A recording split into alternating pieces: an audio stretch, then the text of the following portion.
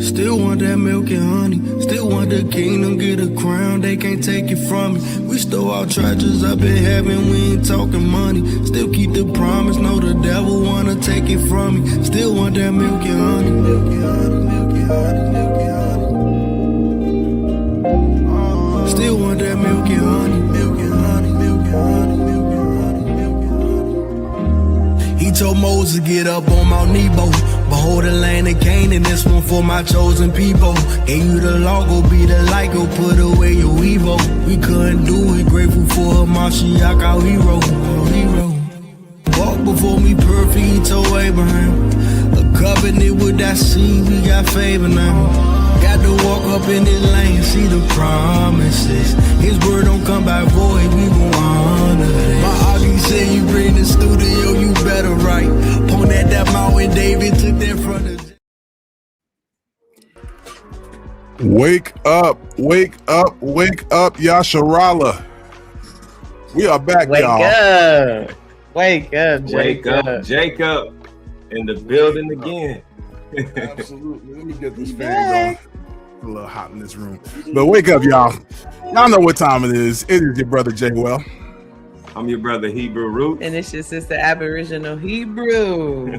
And we are Wake Up Yasharala, as always, bringing out these scriptures and talking about it from a Hebraic perspective, the original perspective. And family, we are on episode 34. Yes.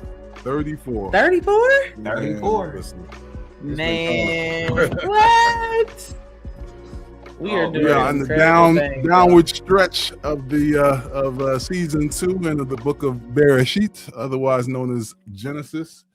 And family, this has been fun. This has been fun. Yes. It's been a ride, man. I'll tell you. It has. Absolutely. Especially when you go back to season 1, like when you go listen, like from episode 1, and as it moves on, and you can see that you can hear the change in everything, and you can even hear our confidence in a lot of them. You can tell, like when we were like, "Oh yeah, so this is what we're doing. This is how we got to do it." You know, we the three amigos. We blended so well. So hey, it's so happy to be right where we are today, man. Hey, thank you, Abba, for allowing us to be able to do this. Yes. All praises to you and your esteemed son, Yahushua Hamashiach. Thank you. All praises. All praises. This is wonderful. Well, y'all know my slogan. It is to share it to your neighbors, your aunties, your uncles, your mom, your dad, your mama-in-law, your papa-in-law, your abuela, your TT, your auntie them. Share it to your little nieces and nephews, your friendly neighborhood Gentile, the gas station attendant who sees you looking all crazy when you're trying to go in there and grab you something when you're on your way to the gym or on your way to work. Yep. Share it to them so that they may come to know the Most High and His esteemed Son, Yahushua Hamashiach. All praises to you, Yahuwah, the Elohim Yasharel. And shalom to all our family in the comment section. Peace and blessings to you all. May Yahuwah bless your household. But y'all are here with us tonight, and we got a treat for y'all once again. And we got some good news in the updates. Yes. Well, big time. I don't know if he's listening in. We might have our fellow brethren, brother PK, aka Pass the Knowledge, and on YouTube he is known as the Anointed Shepherd. Yes. He's gonna come up here with us and help us kick in some of this crazy doctrine. And crazy doctrine. Wow. Getting crazier and crazier too. And then I'm telling you, there's a reason why we keep telling y'all to share, because we want y'all to get up out of Sodom and Gomorrah. AKA the church, and don't look back either, like the people that are in the background right now. You see them turning into pillars of salt. So we ain't trying to hear all that. Big con. Absolutely. We got. Go ahead, I Okay. Again, we enjoy all you guys who are sharing our content, who love it, who come in here and chit chat with us, and all the messages and stuff saying that y'all how edified you are about what we're doing. We appreciate the love, guys. We really do. And I am currently looking for a Mordecai. Okay. So any of y'all got any elder brethren who's well spoken who would like to voice Mordecai, just reach out to us. Hit us in our Discord, or you can direct message me on TikTok or any social media platforms I'm on. You can direct message me on there. But yeah, anybody else with any updates? Not really too much updates. All I could say is we're all family. Everybody, even those who don't click in. Hey, we happy that y'all listening. Y'all contribute a lot as well. To, like my wife said, to everybody that shares and likes what we're doing. Hey, we don't do anything off our own power. It comes from the Most High. Yes. Everything that we do, this whole ministry is His ministry, His Son's ministry. And He put us as the heads of it to bring it forth to you guys, and we do the best that we can to present this for you. Any discord that we may see face, we're going to always be peaceful. I know we're going to have a lot of challenges throughout the way, but just know that we all mean well, and everything that we do is for the people from the Most High. I just wanted to put that as part of the update. So. So in this episode, just giving the guest vocals. Of course, we the voice of Jacob is again the voice of dear brother Izar the Peacemaker. We also got the voice of Yoceph, voiced by KB2, my brother Kenneth Brantley from 2444 Ready. We also have the voice of Yahuda, which is our brother Four Corners 2020. And our brother Reuben, the voice of Reuben rather, is our brother, the Anointed Shepherd, otherwise known as Pastor Knowledge. And y'all might see him a little bit later on in this podcast today. So as always, if you're catching us right now live, it's Sunday and it's probably 6 p.m. Or around that time. The recorded portion the recorded portion of the podcast is available on iTunes, Spotify, Acast, Amazon Music, iHeartRadio, and others. We are available on different social media platforms such as Instagram, TikTok, Hebrew Connect, Facebook, and YouTube. We are at 402 subscribers. So you know what time it is. Yay! Y'all know what time it is. The fact that we are at 402 incredible subscribers, that means that we have a giveaway. So that will be a little bit later today. But in fact, let's see what time. We're probably gonna do this. Just looking at the schedule, probably around the reactions, we're gonna do a giveaway. So for anyone that's listening, hang around, and y'all gonna be able to partake in that giveaway, and we got something nice for y'all. Just, y'all will enjoy it. I'm quite sure you will. Absolutely.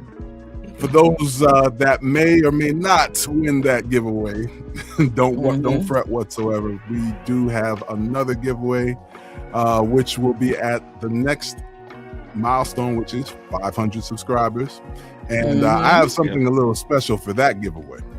Yes, we do. For that giveaway, anyone that is around for that. In fact, if we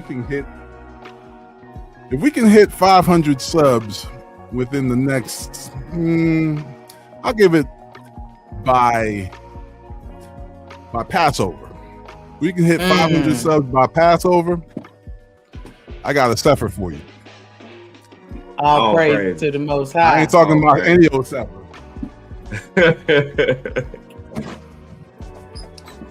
I'm talking about this Sefer. Yeah. With the leather. Yes, with the leather and the with the tabs. Mm-hmm. This retails for well, let's just say it costs a grip. It's a pretty penny. Yeah, a little mini, it's a pretty mini trip. But just to show our appreciation, I'll be giving away this heifer for at the next 100 subs, at 500 subs in total. That's gonna be the giveaway prize. You know what? I'll throw something into that giveaway as well. When we hit 500, we're gonna throw a T-shirt. Wake up Yasharala on top of it. Yeah. Generosity, y'all. Yeah. Yes. And on top of that, matter of fact, I'll actually we'll throw in another book as well with some information in it. Yeah. We might do Babylon the Timbuktu or what? We could. Gert Mueller. Gert Mueller sounds better. 13 tribes. Yeah, we got 13 tribes out the Kessler. Throw that in there as well. Yeah. So yeah, it's a couple good goodies. Yeah. How about we do 2 giveaways? I'll give a mug, and we'll throw a book in there too for another winner. We'll just see where we go. If we get 505, it's all informative. Yes. All informative. Yes. Everything. All steps to help you get closer to the Most High and get understanding. Yes. Yeah. The generosity just keeps on giving. Oh my. Hey man, that's the Holy Spirit, man. All praise to Abba Yah. Thank you, sis. Thank you, sis. Yes, thank you. And, yes. Yeah, and so just like that, more giveaways, y'all. So and hey, if y'all want to chop it up with us, go ahead and check the QR code in the upper left-hand corner for those who wish to join the Discord. There's always something, some good conversation going on there, some edification. So we try to chop it up with our people all the time. Yep. And as always, we appreciate all the likes, all the shares, all the subscriptions, and everything that y'all are doing. The community, y'all our family. If you wish to donate to the cause monetarily, you can do so via Cash App, which is $ Wake Up Yasharala 2. And of the most importance, we really, really, really, really appreciate your prayers.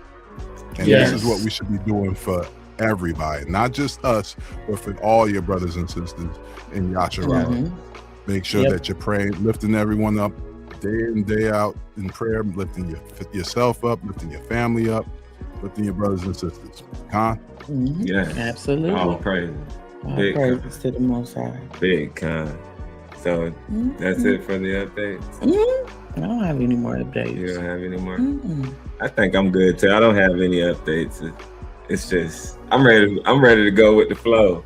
I'm ready for because we get to hitting on that word. That word is really joyful when you listen to that, when you read it.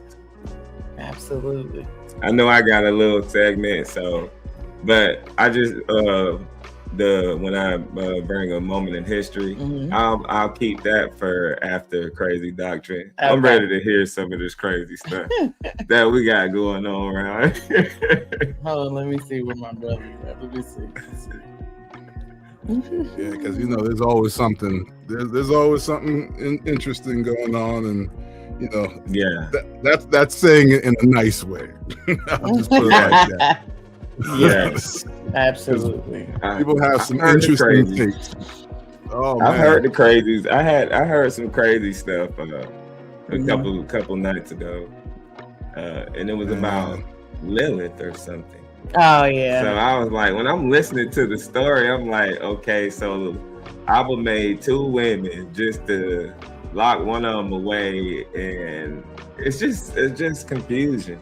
That's why I'm like, but people actually believe it, and like they're posting countless TikTok videos of women like advocating, like it's crazy, but the feminine, and that comes from a doctrine. That comes from another doctrine. We'll probably have to reach on that crazy doctrine another time, but that is crazy. It is beyond crazy. That's crazy. It is. It For is. real. For real. Yeah, you know. What can we say? What can we say? We back at it. While we're waiting for our brother, I'll go ahead and add on. We back at it, y'all, with this crazy doctrine. And I've done seen some crazy today, but I'll speak about that crazy next week or whenever. Because, Okay. There's far too much crazy going on. Let's just put it like this. Mm-hmm.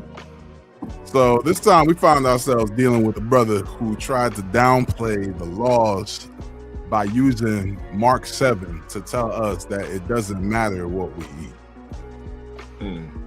Oh my goodness. For context, let's read the scripture first and then I'll add on. So we go into the book of Mark 7, the book of Mark chapter 7. Mm-hmm. And I'm going to read from verse 1 to 13. Then came together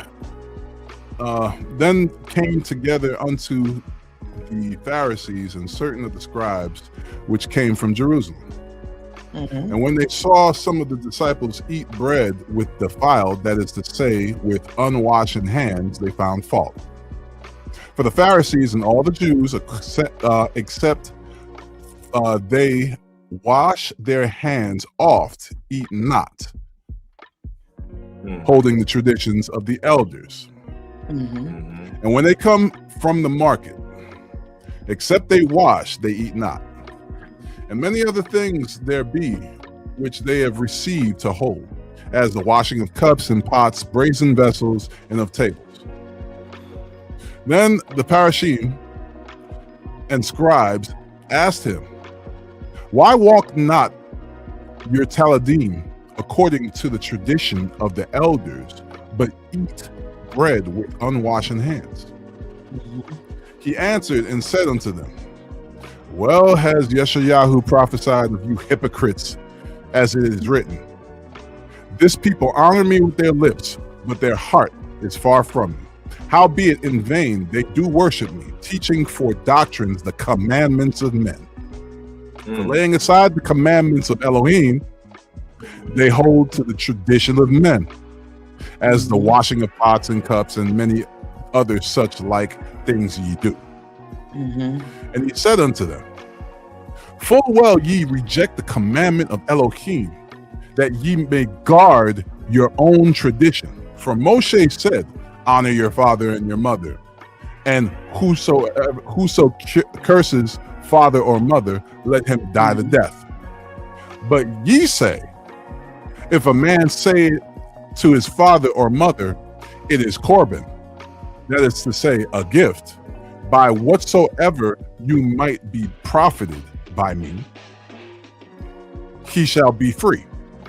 Mm-hmm. And ye suffer him no more to do aught for his father and his mother, making the word of Elohim of no effect through your traditions, which ye have delivered, and many such like things do ye.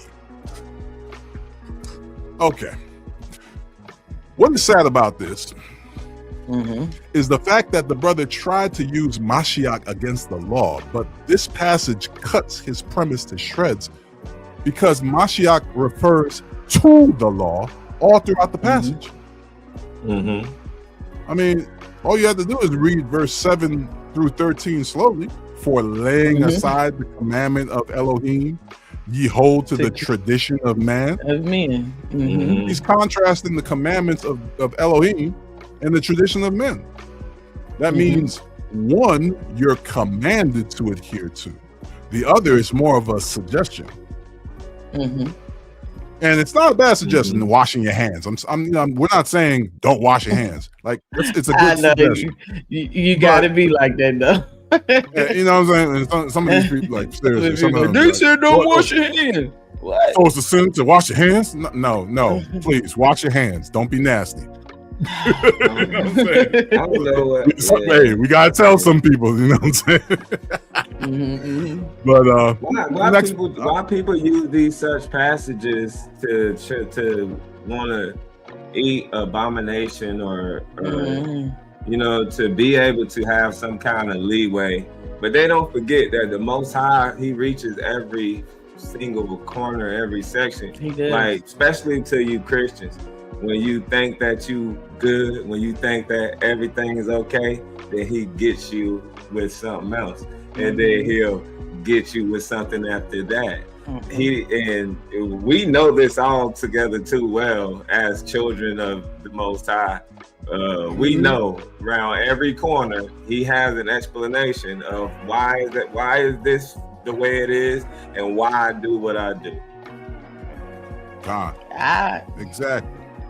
When it comes to the eating unclean, Yeah, it's crazy.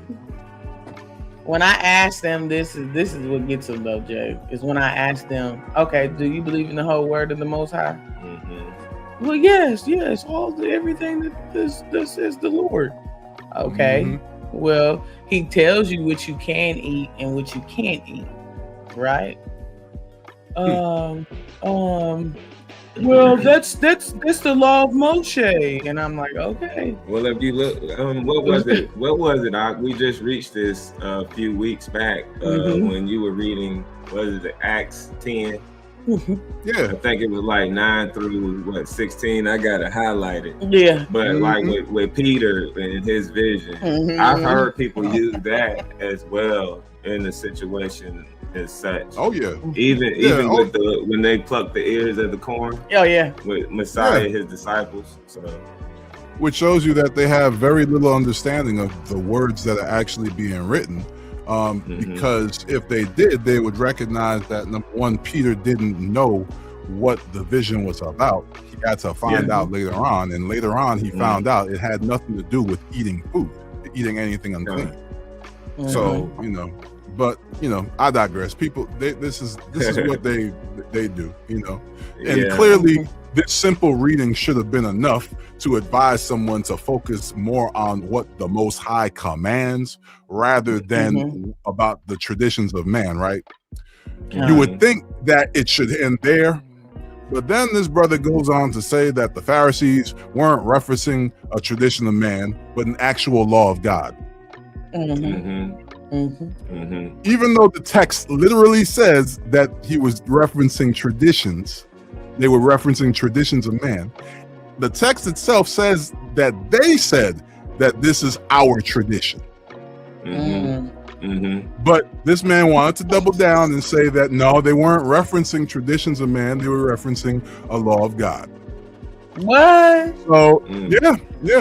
How do they have the power to change the law of the Most High? Man, that's the question I'm asking. But here's the thing here's the crazy part about it, sis. The brother literally pulled out Exodus 30, verse 17 through 21 to try to prove this and say that that was a law of the Most High to wash your hands before you eat. Let's read what Exodus 30 actually says. Oh, we definitely gotta go there. Because what?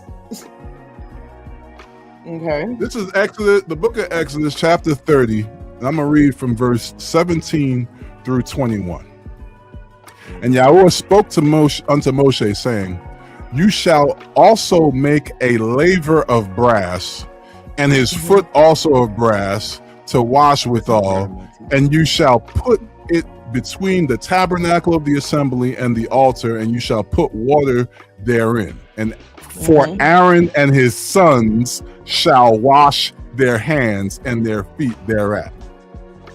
Say it one more time for everybody in the back. They have to do this. For Aaron and his sons shall wash their hands. Fam. Hold on. Let's finish the verse first. That's wild. This is sad, y'all. This is actually sad, though. For Aaron, verse 19, for Aaron and his sons shall wash their hands and their feet thereat. When they go into the tabernacle of the assembly, they shall wash there with water, that they die not. And when they come near to the altar to minister, to burn offerings made by fire unto Yahweh, so they shall wash their hands and their feet, that they die not, and it shall be a statute forever to them. Even to him and to his seed throughout their generations. Oh my goodness. Ladies and gentlemen, this is not a verse that commands people to wash before they eat bread. No. As my brother and sister are bringing out. Wow. This is a law for a very specific people. Yes. It says who in verse 19? For Aaron and his sons shall wash their hands and feet thereat. This is also for a very specific purpose. Verse 20 and 21 will tell you what that purpose is. That they go into the tabernacle of the congregation, that they shall wash with water, that they die not. Aaron and his sons were Levites. Yes. Levites are one of the tribes of Yasharah. None of the other tribes had to adhere to this law because they were not allowed to do services in the tabernacle in the first place. God. Anyone who actually studied the law would know this. The children of Yasharal did not have any such law that made them wash their hands before eating. That's a tradition found in the Mishnah, in the Talmud, not in the Torah given by the Most High. In the what again, big bro? In the Mishnah and Talmud. In the Talmud. Okay. That ain't none of our people's customs. No, it ain't. Ladies and gentlemen, before one goes around teaching about the laws, statutes, and commandments, one first has to learn what those laws, statutes, and commandments are. The word of the Most High will always win in the end. It is up to us to receive and live accordingly. It is not up for private interpretation, y'all. Let's just read it and get the proper understanding without adding or taking away from it. Because anything less than that is absolutely crazy. Crazy. You can't make this up, y'all. That is crazy. You can't.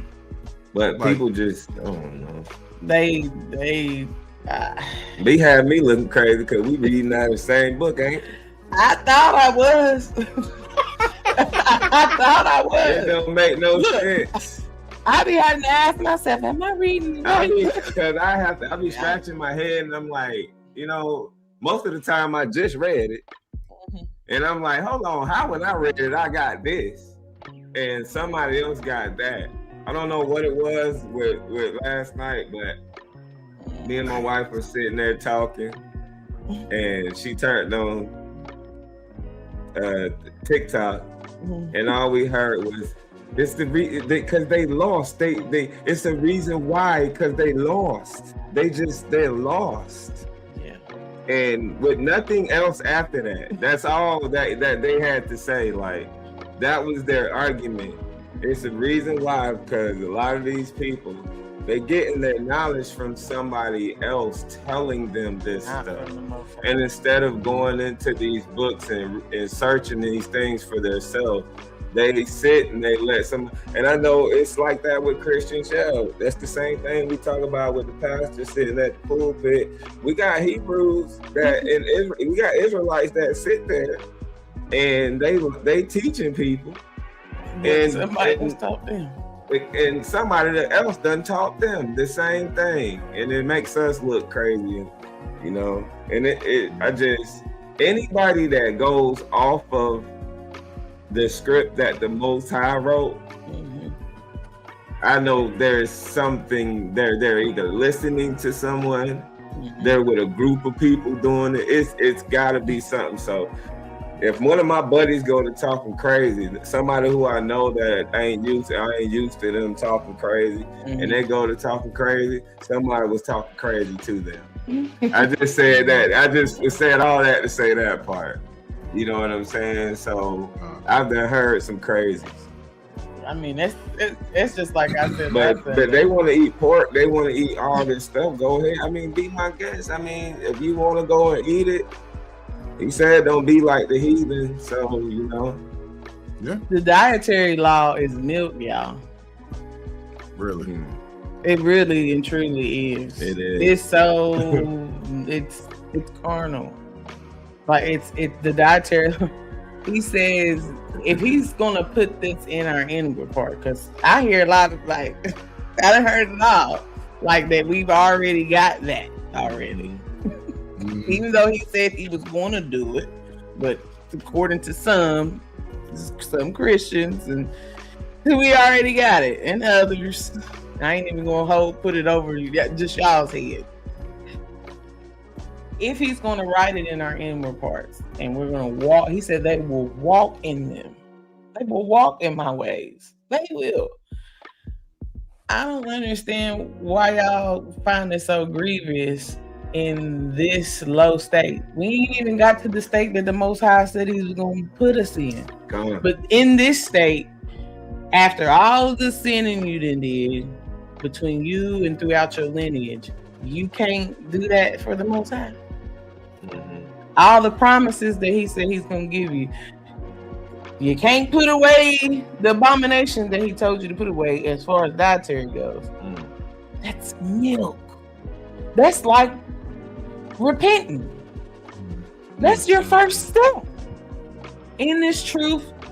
Once you repent and you know who you are, the next step is the dietary.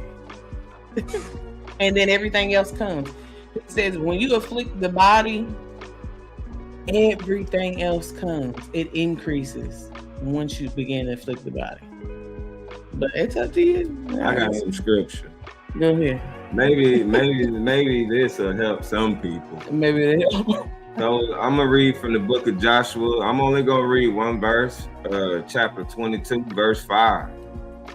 But take diligent heed to do the commandment and the Torah, which Moshe, the servant of Yahuwah, charged you, to love Yahuwah Elohim, and to walk in all his ways, and to guard his commandments, and to cleave unto him, and to serve him with all your heart and with all your soul. And stop telling people your opinion, because it ain't your opinion. It's not your opinion. This could throw everybody off. Oh, he say wash their hand. You wash your hand before you eat something. Does that clear you from him saying not to eat it? Because I washed my hands of it? Or, you know, like what's the purpose of that whole thing? Like, or is it because you wanna eat shrimp and lobster? I don't know. Pope Sop sandwich tastes good until your doctor tell you a couple years after that you should have put them down. Yeah, I'm telling you. I mean, it's as simple as really as simple as just paying attention to what Abba has to say, because it like his you won't have to worry about all that stuff if you just obey them. You know, yeah. And you know, tell also brother PK, if you backstage, we can't hear each other, so you know, hop back in, and you know, we'll pull you up, and then we'll be able to, you know, converse them. But PK still, just in case let me see if he's just in case he is. But yeah, I think I seen him say something in the chat too. But there you go. There you go. He pops up. All right, ladies and gentlemen, let's bring our brother to the stage. Straight to the stage. Straight to the stage. Brother PK. Shalom. Shalom out. You gotta get his mic going. Yeah, I can't hear him. All right, let's check the. Let's see. See if we can get the mic going. Test. Can you hear us? All right, he can hear us, but we can't hear you, brother. We can't hear you. It might be a mic issue. Mic issue. I don't know if you're on Bluetooth somewhere or nothing. Oh man. I'm pretty sure Ak don't got no iPhone. Hold on, he said, hold on. You know? Shout out to all the brothers and sisters out there with iPhones. Yeah. We keep y'all in our dear hearts. Right. Inside joke for the people. but yeah, I mean, I'm looking at this and just thinking that if we could, when you think about what Mashiach did for us on that tree, on that stake, dying for our sins. Yeah. He died for our sins. You can't put down a pork chop. Right, man. That's just, yeah. Like, for real? Serious. Can't do it. He took all of those stripes so that we can make it into the kingdom. And bacon is a stronghold to you. Come on. It's wild. Wow. Like, come on, y'all can't make this up. Like, where's the sacrifice? He sacrificed for you. You no sacrifice for him whatsoever. That's wild. That's because like you hear it when he says something is an abomination. Yeah, we got you. We hear you. Shalom. Android suck. I don't know about that, brother. Soup said Android gang. Might just be throw some up in the trash for certain. I want look. Oh man. Well, catch you up on speed, big bro. Big bro Jay was bringing out people not keeping the dietary laws, and we was discussing saying it's it's milk. It's one of the very first things you put down when you pick up the truth. Yeah. Yep. That's a hard one. It really, to be honest with y'all, when I look at it, it was one of them moments where I had to ask myself, do I really love the Most High? Yeah. If He gives me life every day, I wake up every day and able to function in my right mind, cover me throughout the day in my ins and in my outs, and I can't put that down. Because if I want to be made clean,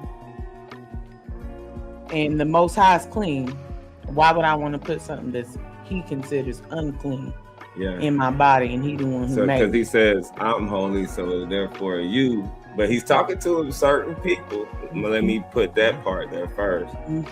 But when He uses the word abomination for said things that we're not supposed to be consuming, even the consumption of things mentally, you know what I'm saying? Like when they be worshiping other gods, whatever you viewing on TV or whatever, you taking in. So we'll focus on that word, right? From the Most High, abomination. So we know everything that the Most High says is actually concrete. That's what it is. You can't go away from it, up, down, neither to the left or to the right, right? So we got things that have to do with abomination. So when He says it's an abomination to Him, it's an abomination to us. It's an abomination to you because it's an abomination to me. I'm the Father, so I say don't indulge in it. Discuss. That's another word. We can break that down to every meaning that He mean. Why not to touch it? Hatred. I mean, He hates.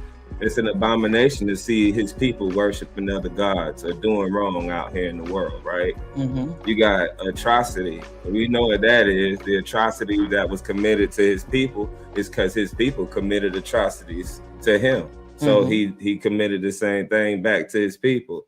Disgrace. We fell from our grace when we messed up, right?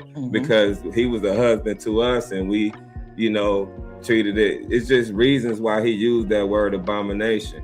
Horror. What we look at when we hear the name of Hasatan. Right. We picture His horribleness. Right. You get what I'm saying? And then detestable. And how many times he uses that word, detestable. Yes. You know what I mean? These things that are being done, and loathing. When he even said we're gonna loathe ourselves when he speaks to us face to face in the wilderness. And I'm breaking down things of what this abomination word means. So when you read in Leviticus, you see it's an abomination unto you. You know, leave it alone. Most of everything in the sea was an abomination except for the fish with the scales. Yeah. You feel me? And then some of our people are afraid to eat those because those eat crustaceans, which I know it's a cycle. I know the Most High won't tell us to eat something that he knows is unclean for us. So if he said we can, he knows what his children need and what they don't. That's just my view on the eating, the using the scriptures to try to eat, you know, abominable foods or whatever it is. They bugs, man. Let me go on. If the crabs, shrimp, lobsters, they bugs, man. They look like they bugs, man. Like, you know, just leave them alone. Like when you looking in the fish tank, just look at what they do and just think to yourself, man, people eat it. Yeah, they do. Leave it alone, man. Leave it alone. Same thing for the swine. Same thing. But there's more stuff that's unclean than just the stuff that well known that we know of. Like the rabbit's unclean. You know, there's a lot of stuff that's unclean. Exactly, Amari. They roaches. Roaches. Come on. Shrimp and all that. Just roaches. I often look at that and say, these things are called abominations.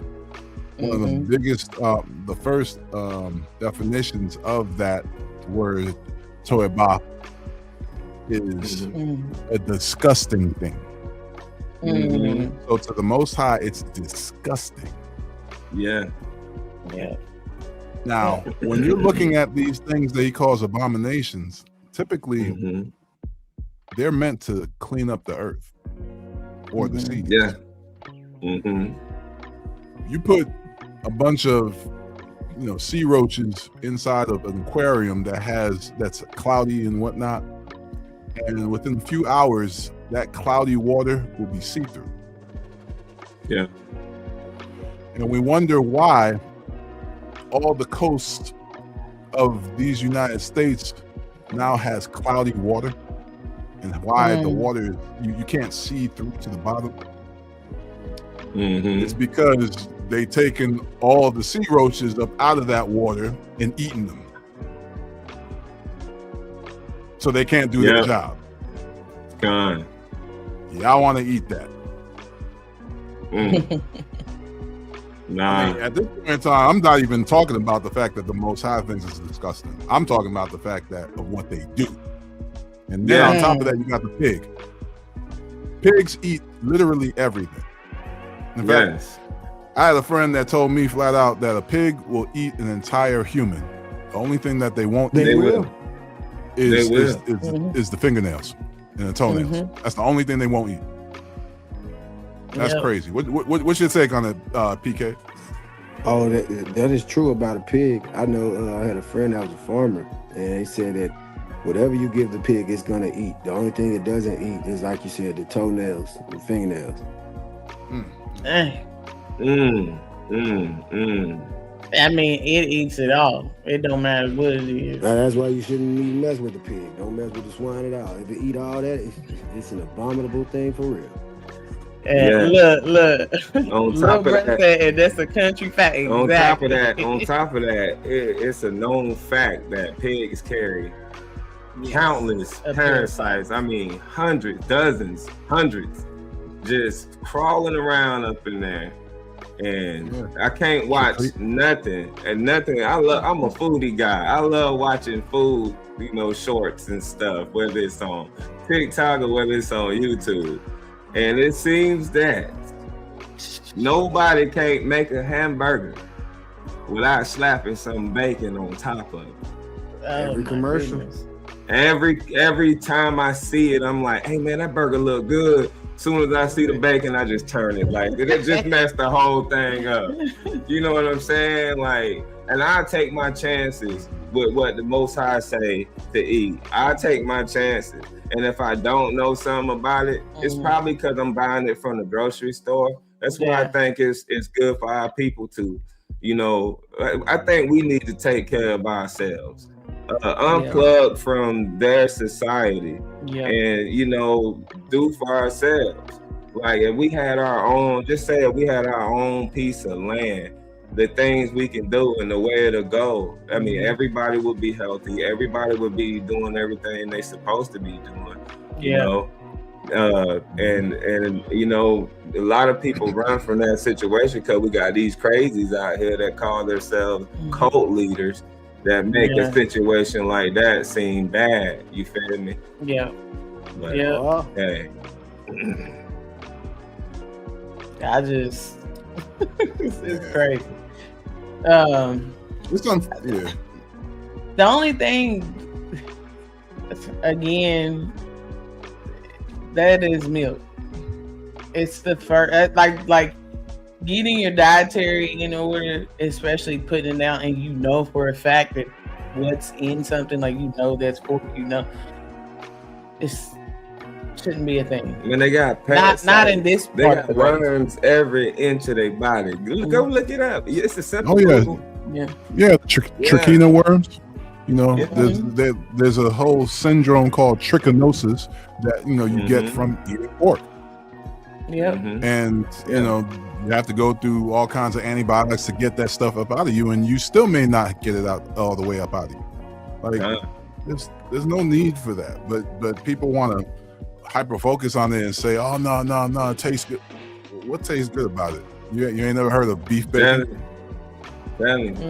Like the Most High has all these different animals that he actually allows you to eat. And you know, these days with all the craziness that's going on in this world, do you even know if you're eating actual meat? That's another subject altogether. It's not sad when you said it. You know, it's pretty much dung. Like everybody just eating dung. These times you don't even know what you eating no more. It's a whole placebo. And this is just food for thought, y'all. Like, it's when we say that Hasatan is busy, he is busy trying to keep the children of the Most High Yah in perpetual sin. Like, there's pork even in your shoes. Like, and you know, to get into a little even more is the earth is unclean. Like, everything has been defiled by man. Tell it. Okay. So we definitely have to not only begin to cleanse our temples, our house, but to also begin to monitor what we're taking in and what we're consuming. I'm sure there's probably something that you probably least expect that probably has something in it that is not kosher or not of the Most High. It's just, again, we're in Babylon, and Babylon is a system. It does not matter where you go, it's there. The whole system has to go. I'm going to add this to the chat for everybody so that because here at Wake Up Yasharala, we're always about the people. You'll see this pop up on screen real quick. Mono and diglycerides. Ooh. Yep. Check the label of everything you are consuming. If you see mono and diglycerides, throw it away. That is pork. Yep. Or let me be more specific. 80% of mono and diglycerides. 80% of mono and diglycerides that are manufactured in these United States of America come from pork. 20% comes from vegetables. Do y'all really want to gamble on which ones you're eating? I don't. Not in this Throw it day away, y'all. not in this day and age. For real. Yeah. Yeah. My little Aki said Crest toothpaste. Oh yeah. Most all major brand toothpaste has pork derivatives in it. So Most this the all crazy gracious doctrine, really? Yeah. Oh no, this is just kind of the remnants of crazy doctrine. If you got something else that you wanted to bring up for the crazy doctrine, by all means. Man, there's so much stuff I can't even remember all the mess that I heard this week. I was tripping out about you. It be all over the place. Yeah, y'all be coming with the weirdest stuff. I'm trying to tell you, it's crazy. They do, It's crazy. The main thing I'll tell you, the crazy part this week was they said that we can't be righteous. What? If you're trying to keep the law, then you're unrighteous because Christ did away with the law. It's like, that don't make no sense. Even in the scriptures, he never said that he came to change the laws or break any laws, but to fulfill. It's just these other nation of people that I see. I'm sorry, we just got to say what it is. It's other nation of people that are trying to teach the scriptures, trying to teach us what they don't know because they're so indoctrinated. Yeah. It's a headache. That's why I don't be up there, man. I love all my brethren with all my heart, man. But them people on there so crazy. I be like, look, I just look at the messages, the videos my friends and now my loved ones send me, and then I be gone, bro. Like, yeah. What about the girl? What was it? The other day, PK, they was talking about it's okay to cut somebody out, but still. They definitely ain't read James. But still, there ain't no way they read the book. I'm like, how you gonna cuss me out, but tell me about the Most High at the same time? What? Though I be rude in speech. That's what it is. Though I be rude in speech. Though I be rude in speech. This is why I made him to cuss somebody out because nothing is, if you're gonna be walking like you. Do you want me to give you an example? PK and y'all, you Jay and y'all testify. You know how Tracy comes in there and starts with her shenanigans on any given live. It don't matter what live we up to tell her. But you know how I get her together? Though I may be rude in speech, but I'm not about to sin. That's not me cussing you out talking about your persons and then trying to tell you about the Most High. That's wild. Listen, y'all already know James chapter 3 because the reason why I said that I'm not gonna go through it, but just this one verse. It says, even so the tongue is a little member and boasts great things. Behold, how great a matter of little fire kindles. Because I be hearing people, sometimes I be in a good mood. I be like, hey, it's a beautiful, nice day. And then I'll go through TikTok and I hear these people saying something crazy and my whole day is just like, yeah, let me go ahead and just sit on back down and figure this thing out because it's ridiculous and people are lost. You say it every week. I know when she's on TikTok, she'll say people are lost. I know exactly what she's talking about. You feel me? I be listening. PK got the patience of a saying for real. On PK's platform, they'll leave and still come back with something different. Like I'm like, dang, so you ain't knowing what you was on just when you were just talking to everybody, and you come back talking something different now. Here's another thing that I've heard. There was this one dude, I don't know I said his name is Pipri, however you say the dude's name. He said that we should come, anybody that's telling us to follow the laws is a lie and calling themselves Israel. He said he can teach us who true Israel is because they're spiritual Israel. I was like, where is that in scripture? Where is spiritual Israel in the word? Book, chapter, and verse. And what did he say? He said in Romans. He said it's in the whole book of Romans. I was like, can you give us? No, it's not. Like, show us exactly what you're talking about. Otherwise, leave us alone.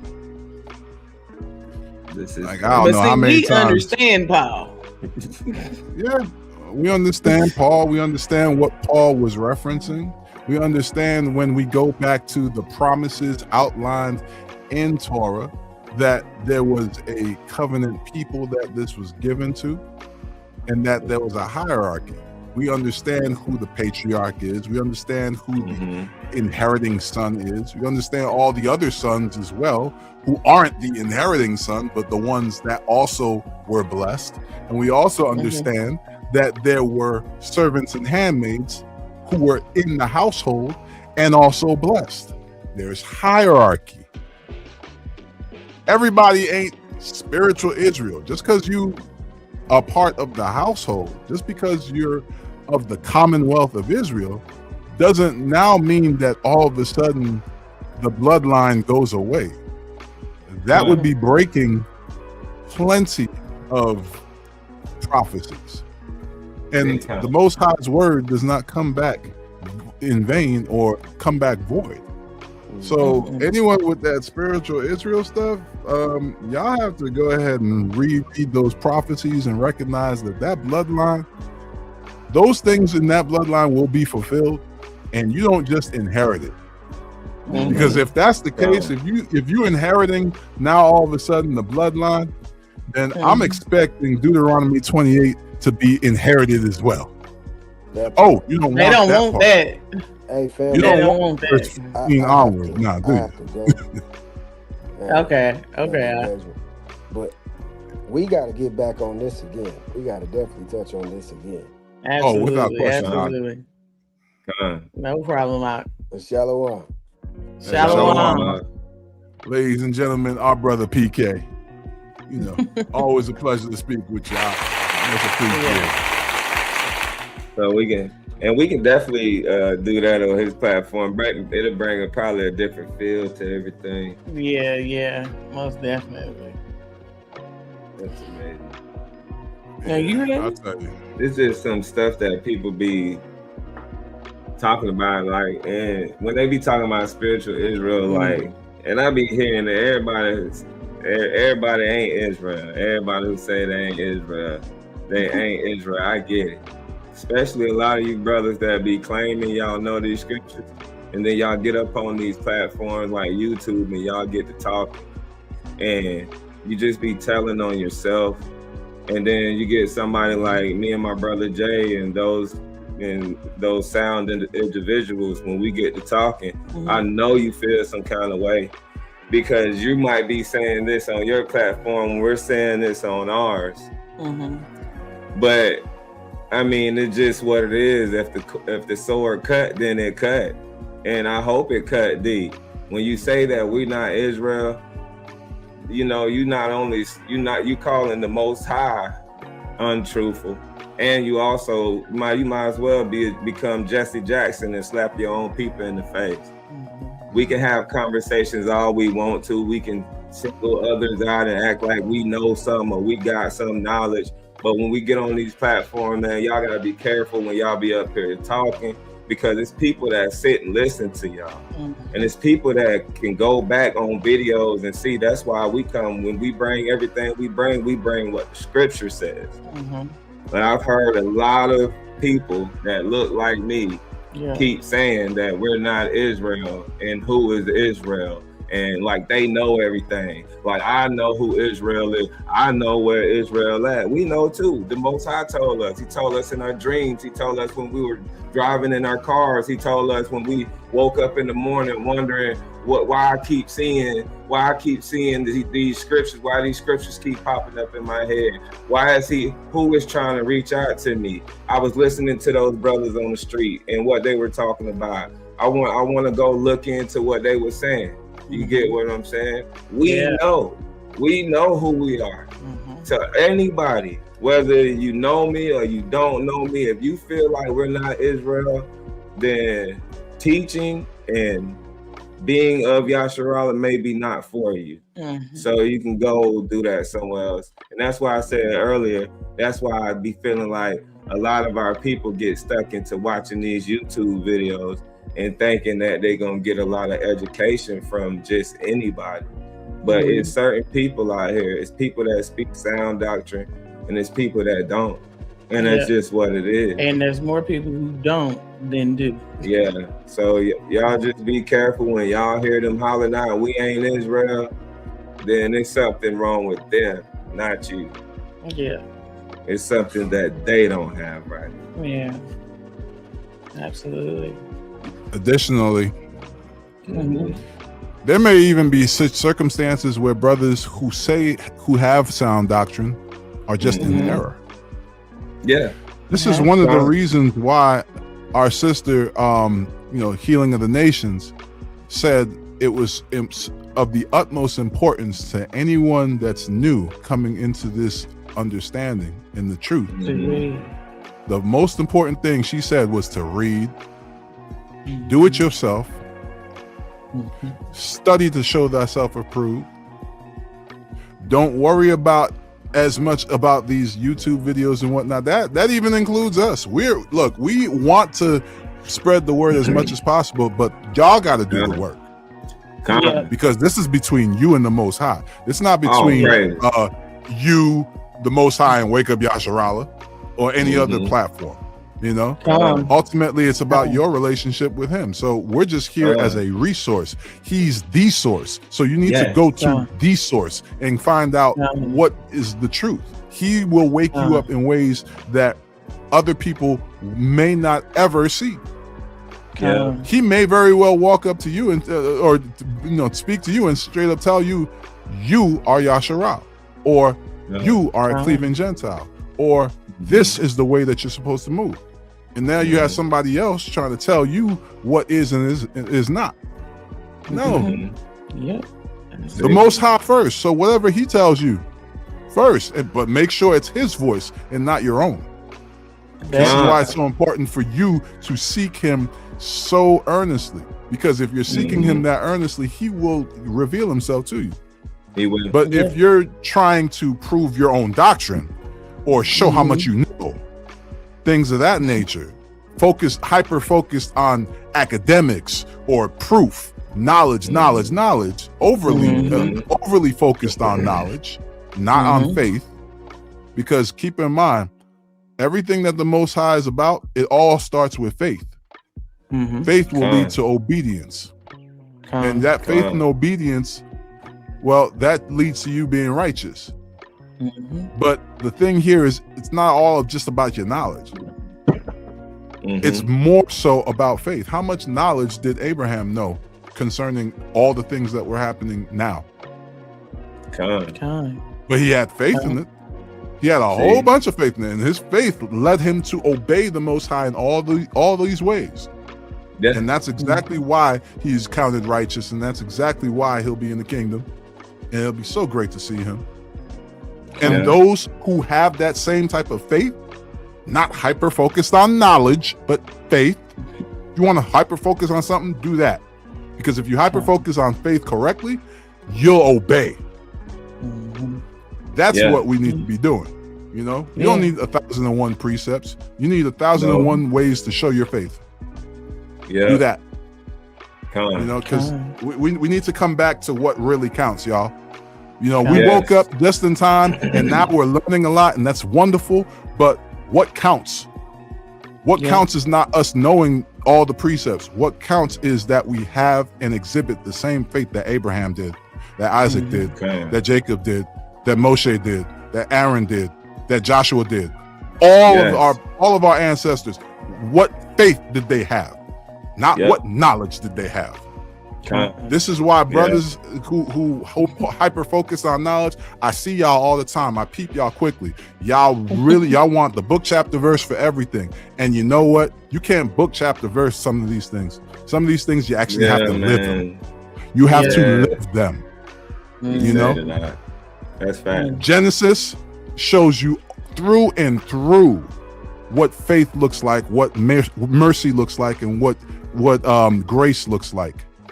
You have to experience it and digest it and truly get an understanding of it so that you can move on and obey these laws, statutes, and commandments. This is why we've been going through this so slowly. This is why after we're ending with 36 overall episodes of the book of Bereshit.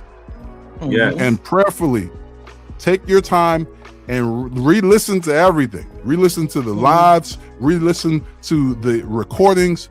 Take your time with it. Take it to the Most High. Maybe we can be a resource to help guide you towards that greater relationship with Him. Con.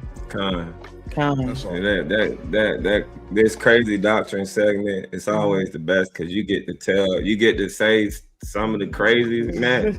It don't all sound like it's going together, but it's supposed to sound crazy. It's supposed to sound crazy. It's supposed to sound crazy because this is the name Crazy Doctrine. Yeah. But when people be thinking we don't know something, I love what you said, and it's a lot of that when you got those people that just want to do it off of knowledge. Give me book, chapter, and verse. Anything you say. You can say, well, he said, well, you got to read the text. Give me book, chapter, and verse. I mean, it's just ridiculous at this point. I ain't even get to explain myself yet. It's book, chapter, and verse. But because I promise you, they weren't doing that back in the day. No, they weren't. They weren't. You see, you got other people, but you got people who hope for more knowledge. Yeah. And hope for more wisdom. Me. I read things like Ezekiel 36, 25 to 27. I read that stuff, and that's what I be feeling on my heart. I'm going to read it. Ezekiel 36, starting from 25 to 27. Then will I sprinkle clean water upon you, and ye shall be clean from all your filthiness, and from all your idols will I cleanse you. A new heart also I give you, and a new ruach will I put within you. And I will take away the stony heart out of your flesh, and I will give you a heart of flesh. And I will put my ruach within you, and cause you to walk in my statutes, and ye shall guard my judgments and do them. So it ain't what we know, it's who gives us the increase. That part. So that's where it comes from. The knowledge that we have of this word, it comes from the increase that Abba has given us. It's not about knowing if I can break down chapter 47 in whatever book it is in the scriptures, or if I can break down one simple verse for somebody, and that's not understanding. At the end of the day, the increase has to come from the Most High, and that's why you pray to Him for the wisdom and the guidance in life. So I land my plane with that one. And just another food for thought too is when are you gonna not cleave on to the every word that proceeds out of man's mouth, but cleave on to every word that proceeds out of the Most High's mouth? Because the Most High is who gave man their mouth to even speak these things, and it should be of the Most High. So again, their doctrine should fit the Most High. If it don't, it's not of Him. And that person or that man, that woman, that child is in error.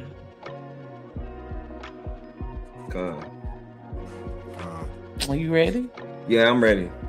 If we're done with the doctrine, I can bring in a moment in history with Hebrew roots. Absolutely. we got to get some sort of I don't know, some special music for you. All right. So when it comes to this history, we go into the book, The Ancient Black Hebrews, right?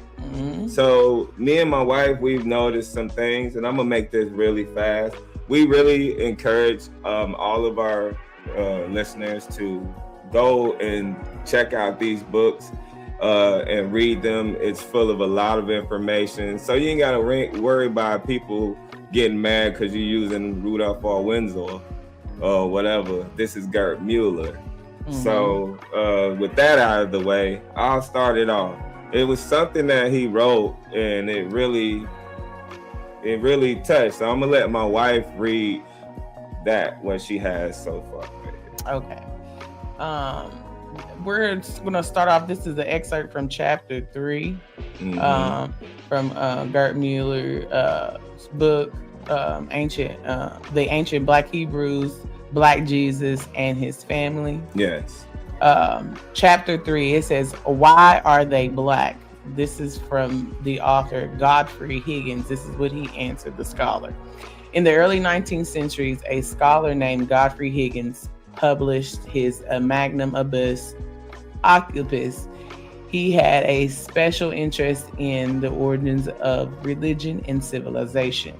Higgins differed from more recent investigators in that he considered and supported that the most obvious explanation for painting a statue black whenever we are faced with something that needs understanding, like a phrase or an image, there is more than one possible interpretation for it. Okay, so remember when I was telling you about an image last week, the image can change the whole perspective of something. Mm-hmm. Now, this is something that was written back in history, so I'll let you continue. Okay. There is, however, always a primary interpretation of most obvious explanations. Higgins did not fall for common misconceptions and alternative interpretations once presented must carry equal weight with the primary one. A misconception that is used effectively by authors to muddy his waters on issues that they would rather bury. In his book, he explains in his position at length. Okay, so when he's writing, and I'll say what he's writing, my wife has one half of that on the bottom. It says, "I shall in the course of this work produce a number of extraordinary facts which will be quite significant to prove that a black race in very early times had more influence over the affairs of the world than has been lately suspected. And I think I shall show by some very striking circumstances yet existing that the effects of this influence have not entirely passed away." Mm-hmm. And it says, "This is an attempt to draw aside the veil of the Sciatic Isis by Godfrey Higgins Kissinger, published in 2002, but was first printed in 1836. Mm-hmm. So I'm gonna move on from that part. We'll just keep that up there. Okay. So it was one part of this that really stood out to me. Mm-hmm. It says also on the same page in the reprint, which be on page 11, when the circumstance was then renamed to Romish priests, they have endeavored to hide the fact by pretending that the child had become black by the smoke of the candle when they're talking about their stuff. So I just wanted to bring that up at a little moments of you like, yes, that affected us even now in this time where we're at, generations later, from these little lies that they would put in there, right? Absolutely. And it says, but it was black where the smoke of the candle never came. And besides, how came the candles to be blackened and white of eyes and with teeth and the shirt? And how came they to be red in the lips? And the mother is, the author believe, always black when the child is.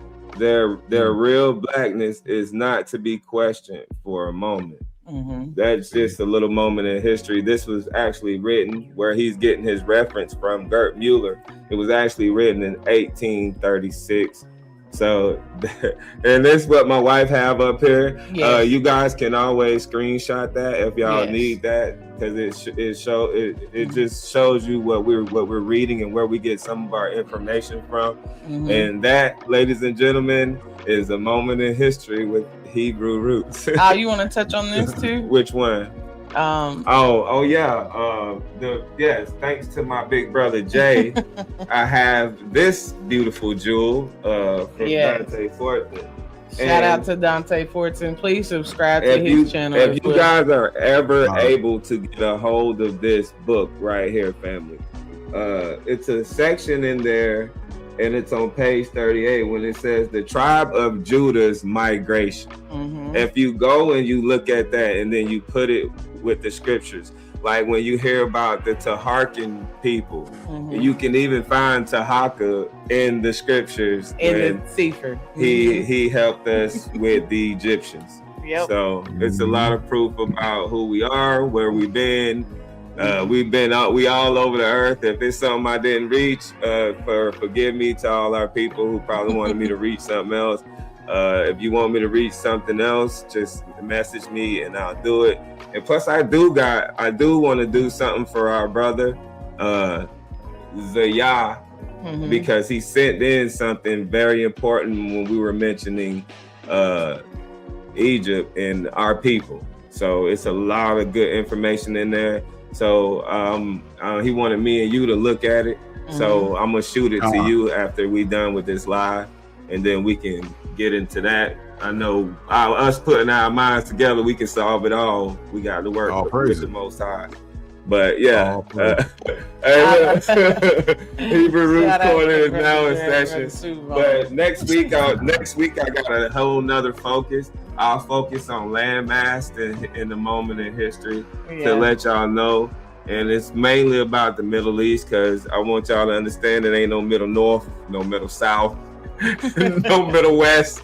So we gotta prove that fact too. and I don't see why people love it. People was like, I used to say that all the time in school, but they used to tell me to be quiet, or they'll send me to the principal's office. If I would say, how you know? I'll tell my teacher quick. How you know? I was one of those students too, unfortunately. You feel me? So, but I was for real though, in history. This is how we like. This is the whole point, even now, because to me, schools, all they're trying to do is teach you how to be good, workers. Just good workers. That's it. Yeah. That's it. All they want to do is teach you to be good workers, just to shut up and take the program. And it's like, nah, man. No, we're not going to take the program anymore. I don't care how good we did in school. The fact of the matter is asking these questions, like how you know, is part of that is how we got here in the first place. You know, because we got to question everything. Hasatan, he's the God of this world, according to 2 Corinthians chapter 4, verse 4. So, everything's going to be a lie. He's the father of lies. So you got to question everything. And I'm glad that my brother brought all of that information out. Look, y'all might have to go ahead and run it back and watch that portion again slowly. Yeah, absolutely. Cooking. That's great, excellent information. And I would say, when it comes to stuff like that, anytime you get a chance to actually get those books and those reference materials, go ahead and do so, especially if you can do it now for a decent price, because these people literally will jack up the price of books just because they have information in there. I've seen books for hundreds and thousands of dollars, one for $10,000, simply because they do not want people to get the truth, And I mean, look, and here's the thing. It's funny that we even say that. It's kind of ironic that we say this after talking so much about faith, because it is about faith altogether. But even with the faith, the Most High is still giving us these resources and saying, all right, good, you guys have faith. Let me encourage you. Here's a resource that shows you what time it is and what they're trying to hide from you. We're paying attention, y'all. Got to. Yes, like, and with me, just for some reason, I can't stay still when it comes to trying to learn things. Like, if I read something in the scriptures and I'd be like, hey, I got a book talking about this said person. I know his name's gonna be different, but not too different than the scripture. Let me go find it. And I find those little gems, and all praise to the Most High. I was able to get an education growing up. I know there's a lot of people that weren't able to, in a lot of places that aren't able to do that. So if I had a way to, like, if it was a way that we can get this stuff out to people in all sorts of ways, I would love to be able to have that opportunity so people can get this knowledge. I got a small library, but one thing I do love to do is read books, and it's so much of us inside the books. I mean, it's some of our people who can see the truth in regular TV shows when they be saying certain things. You know what I'm saying? These books, man, you will find a lot of information, and it has to be any book dated before the 1900s, because soon as we get to the 1900s, things begin to change, and a lot of lies start coming in abundance. It comes in the abundance. Yeah. So anything before that, everything back way past that, then you got some good information here from the past. Yeah, because it's just when you get into this truth, and especially with it pertaining to us and where we fit at in history, they have literally scrubbed us from history. Yeah. So we don't know, they're saying that, the Hebrew kingdom started out in this place or in this place and there's the timeline and the time frame when the other things that they teach you about in history is going on at the same time. And we're like, okay, so where does this fit at in this time frame that you're saying this is going on, but also this is going on? Why are you not talking about, the Hebrew kingdom when you're talking about these other different kingdoms of people? So when you get those questions and some of the information that, my head is bringing out, this will piece together some of that when you're looking for it in the scriptures. Like even in this book, like we were just bringing out, like he even says, and I'll just read a little bit of the passage so we can move to the scriptures. But it said there is sacredly an old church in Italy where some remains of the worship of the Black Virgin and the Black Child are not to be met with. Very often, Black figures have given way to white ones, and in these cases, the Black ones are being held sacred and put away and retired out of their churches. So that's information that our people should want to read, and then they be don't read it in no church. Don't read it and then go to church. I can see y'all going off on everybody up in the establishment with what we got going on nowadays. And then I know you and y'all know we know not to worship the Virgin, but you're going to hear those things because the terminology, the people, his stories is going to prove what this means. Yes, time. Yeah. And the elite of these religions and stuff, they worship a Black Messiah behind closed doors. They know who we are. Yeah. Like the elitists, the people who congregate, who move these different types of religions that you see pushed to the masses, they know who we are. So they do. Yeah. Ain't gonna help them though. Because if you're over here withholding the truth, but you're worshiping the truth, how is that going to help you?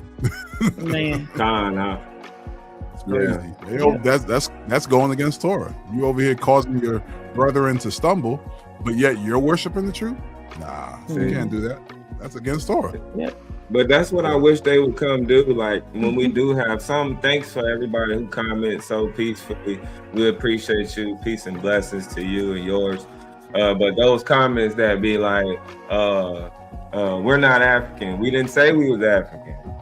And all Israelites ain't Black people. We didn't say all Black people were Israelites. Y'all need to come look at these segments before y'all start talking, because I be thinking they ain't really watch out. They just heard a few keywords and then it just sent them off. Nah, you know what it is? That those demons that are in them got triggered. That's all that it is. Yeah. When somebody says something or makes a comment like, all Black people aren't Israelites, and nobody actually said that they were, all you're telling me is that you're saying the quiet part out loud. God. Yeah, that you a whole raging racist underneath that facade. exactly. That's all you're telling me. You know, I see it, I heard it, I peeped it, I discerned it, and it is what it is at this point in time. Thank you for letting me know who you are, and I will move accordingly. Yes, that's it. So you know, those people, it is what it is. I don't even worry about them. If that's who you truly are inside, that spirit will always show itself to be. You know, it has to tell the truth. It has to testify. You know? It will make you mentally tired. Like, you know how they say you can be physically tired, you can be mentally tired. I mean, mentally drained. Sometimes, you know, when you're arguing with some of them people that you know, you going to church, you done went to church this morning, and it's nighttime done rolled around, you done heard the pastor say a couple things. Now you going on these social media apps, and you bothering everybody with your lies that your church father done taught you. Because it's better to just read this book on your own, pray to the Most High for the increase, because that's who's gonna give it to you. I feel like that with these conspiracies too. These conspiracies will drive our people crazy, and more I see people that look like me on these videos with these conspiracies, and and some of that stuff is really inconsequential knowledge. It ain't gonna do nothing for you, but what will do for you is the word of the Most High. I say that and I land my plane. I fully agree. Unfortunately, some people have their focus on anything and everything other than Abba, and that's unfortunate. And that's actually a form of judgment on them, whether they realize it or not. But yeah, let's real quick. We're actually in the recap, so I'm gonna run through the recap real quick, and then we can move on to the scriptures. So Yasharel and family started out running out of food. And Judah stood on business, told his father, we ain't going unless our younger brother comes with us. Another thing that was interesting is how Yasharel suggested giving gifts to the ruler of Mitzrayim. Of course, he didn't know it was Yoceph at that time, but the fact that he was going to give gifts, and not just any gifts, but the word used is Zimrah, which means choice fruits or praiseworthy fruits of the land. So the understanding is that they were bringing their best for the ruler. Now, where else do we see this? Aren't we supposed to sacrifice the best to the Most High? Or if we sacrifice the best to him, won't he be pleased and bless us? Yeah. Yasharel knew this well. And, you know, the benefits of this following proverb. Proverbs 21:14, a gift in secret pacifieth anger, and a reward in the bosom of strong wrath. Yasharel knew, he would know. And I mean, the simple fact of the matter is he did this with his brother Esau to turn away his wrath. So, you know, there he is again, you know, giving gifts for the sake of trying to appease somebody. And the idea that Yasharel offered balm, honey, spices, myrrh, nuts, and almonds before essentially leaving the land to go to Mitzrayim, that shouldn't be forgotten. Because when Yasharel came back into the land, they received all that again in abundance. Remember, this is the land that's overflowing with milk and honey.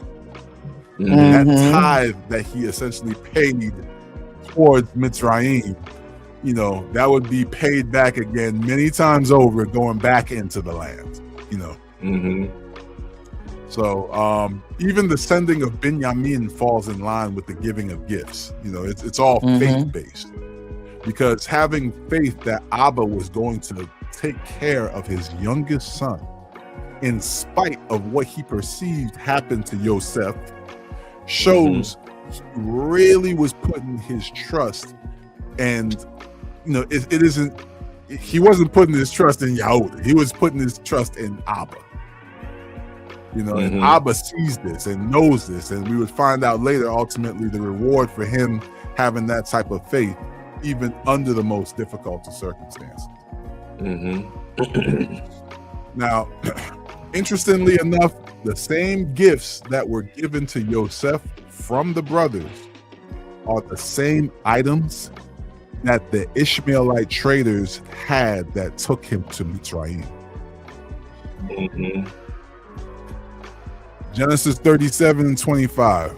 And they sat down to eat bread, and they lifted up their eyes and looked, and behold, a company of Ishmaelim came from Gilead with their camels bearing spicery and balm and myrrh, going to carry it down to Mitzrayim. It's almost like Yoceph was being brought back to that moment, allowing for the reconciliation on the part of both parties without him even knowing, for the fact that the same stuff that went down to Mitzrayim with him is the same stuff that's now coming to Mitzrayim with him and his brothers. That was interesting to me. I never peeped that before until I really looked deeper into it. I like that. Additionally, let's look at the language used in verse 16 of chapter 43. And when Yoceph saw Benjamin with him, he said to the ruler of his house, "Bring these men home and slay, and make ready, for these men shall dine with me at noon." So where else in the Bible do we see this language? Luke chapter 15, verse 22. I was finna say, hey, look. Yeah, I know what you're talking about. Yeah, I know exactly what you're talking about. All right. Yep. Yeah, you should have. But the father said, Luke 15:22 verse through 24. But the father said to his servants, "Bring forth the best robe and put it on him, and put on a ring on his hand and shoes on his feet, and bring hither the fatted calf and kill it, and let us eat and be merry. For my son was dead and is alive again. He was lost and was found." And they began to be merry. Now, some may say that doesn't quite fit, but to Yoceph it does. Yoceph may have been one separated from his father's house, but in spirit he was leading his father's house and guiding it by putting in 20 years plus of work to save his father's house. His brothers spiritually were not doing the things becoming of children of Yasharel. Think about that. Ask Yehuda, ask Simeon and Levi, ask the brothers who were in league together trying to exile their father's favorite. But now that they're looking out for their father's new favorite, in spirit, that's them turning back and living righteously now, because they're all looking out for Benjamin by taking on, by taking care of their brother Benjamin. So just like Yoceph has been all this time, and now because these prodigal brothers, if you will, are living to take care of one another, it's time to slay the fatted calf and celebrate. So it all comes full circle in the sense that Now, just to quickly wrap this up, one big lesson to take from this is for us to love one another, especially those who are in the truth. There are so few of us that are in this truth compared to those lost in the delusion of Christianity and the delusion of Judaism and in the delusion of Islam and atheism and agnosticism and all of that. So we need to truly love one another, those who are actually and truly in this truth, I mean, Romans 12:18 says, if it be possible, as much as it lies in you, live peaceably with all men. And I understand that with some, it's just not possible.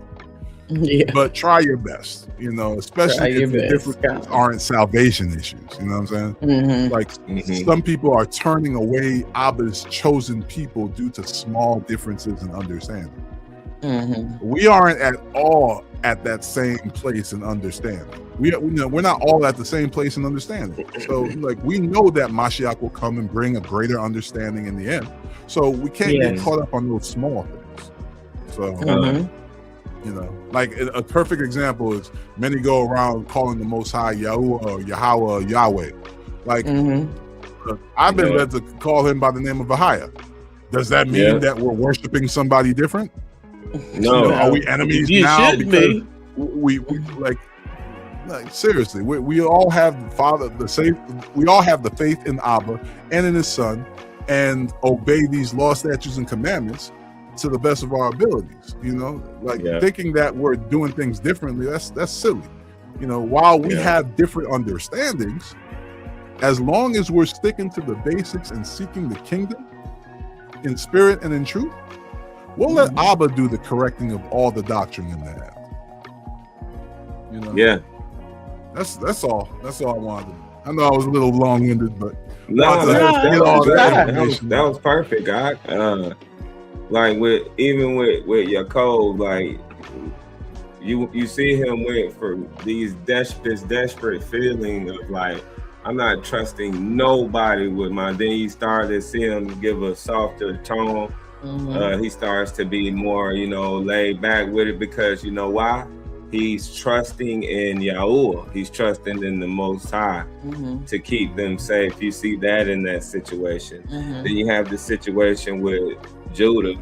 He stops acting like he's so arrogant to starting to take responsibility. Like when you said about accountability, we start to see that also. And then you see that a perfect rule of love when you used it in the way of our brother Yasha with Yoceph. He just because he used his power that he had for nothing wrong. He used it for a righteous thing. Which it's just amazing to be able to see that. That's what I had in the ending of my breakdown from when we talked about it last week. So to see that, man, just because he could have punished them if he wanted to. He could have did all those things. Like we know Mashiach right now, he could have been, I ain't got to do nothing. I'm already good. You feel me? if he did think like that, but this is what society show us. It shows us on TV shows, movies. We've done seen it. We've done said it because we're repeating what we done seen.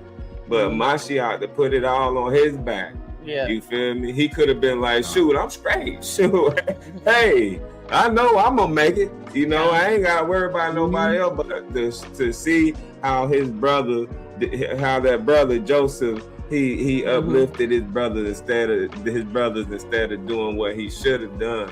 You feel me? It's a whole foreshadowing, and that's another foreshadow of the faith.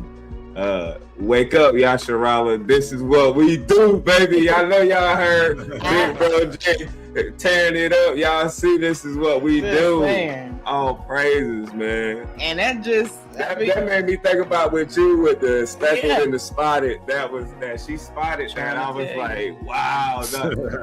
The Most High just shows his word in so many ways.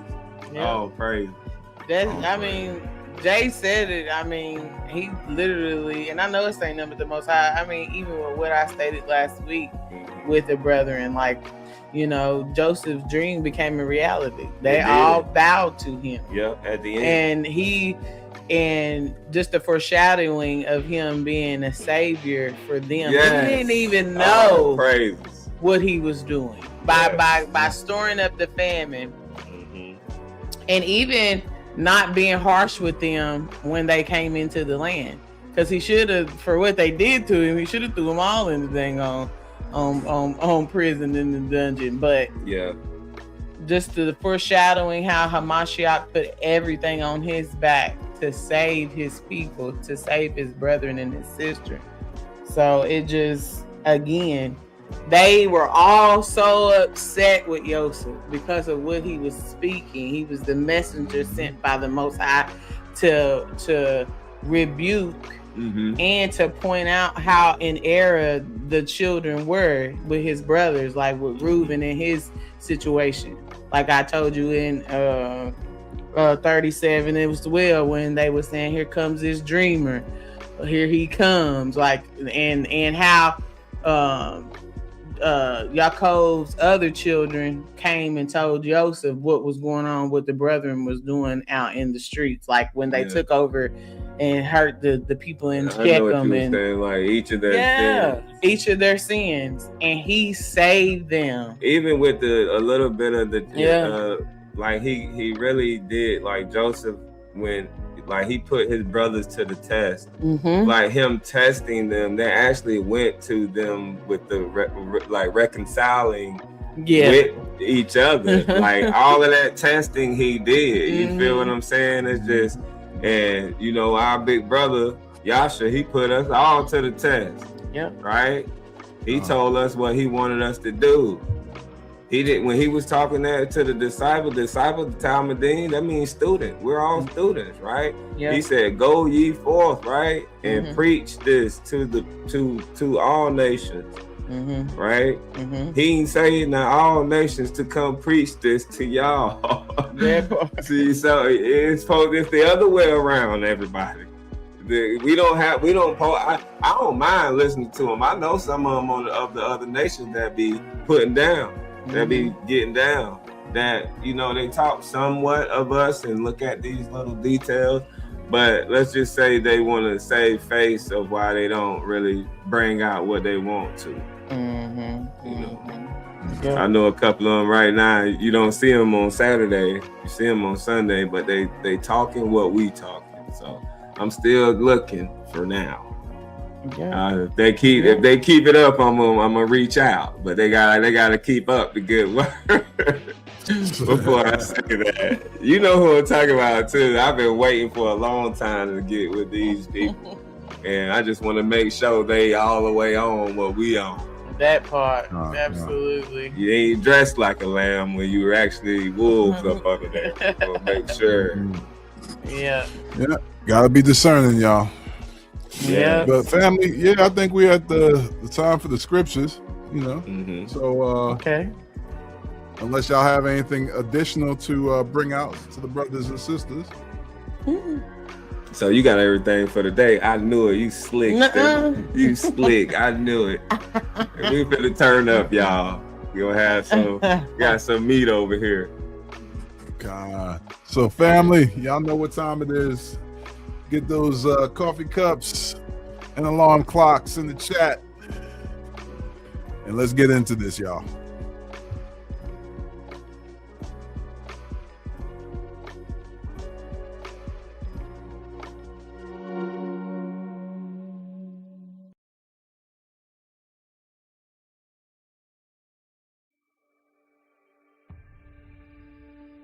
And he commanded the steward of his house, saying, Fill the men's sack with food, as much as they can carry, and put every man's money in his sack's mouth.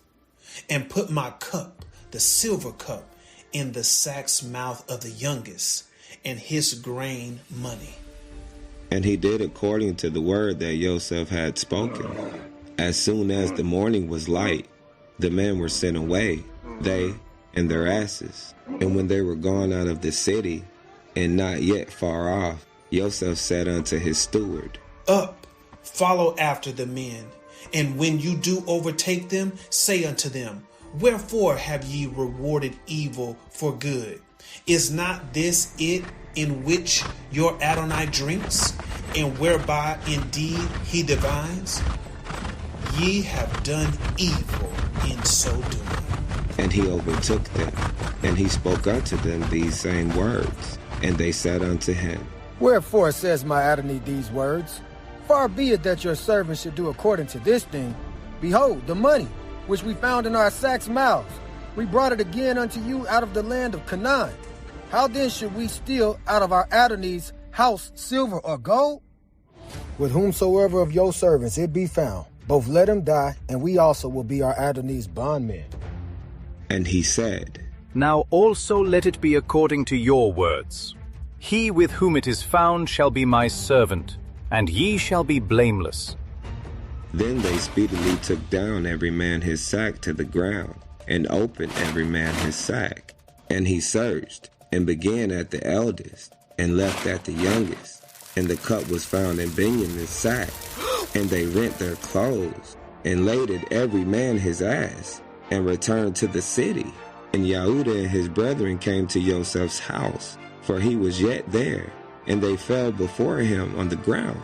And Yoceph said unto them, What deed is this that ye have done? Know ye not that such a man as I can certainly divine?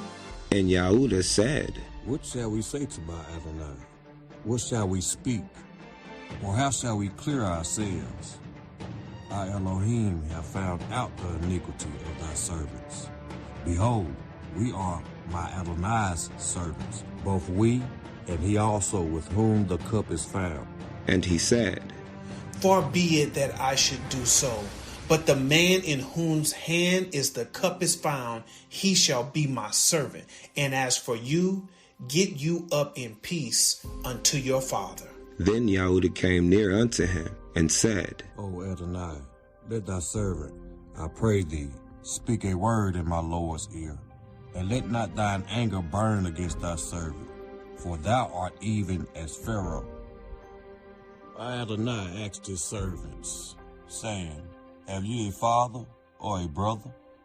And we said unto our Adonai, We have a father, an old man, and a child of his old age, a little one, and his brother is dead, and he alone is left of his mother, and his father loveth him. And thou saidst unto the servants, Bring him down unto me, that I may set my eyes upon him. And we said unto our Elohim, The lad cannot leave his father, for if he should leave his father would die.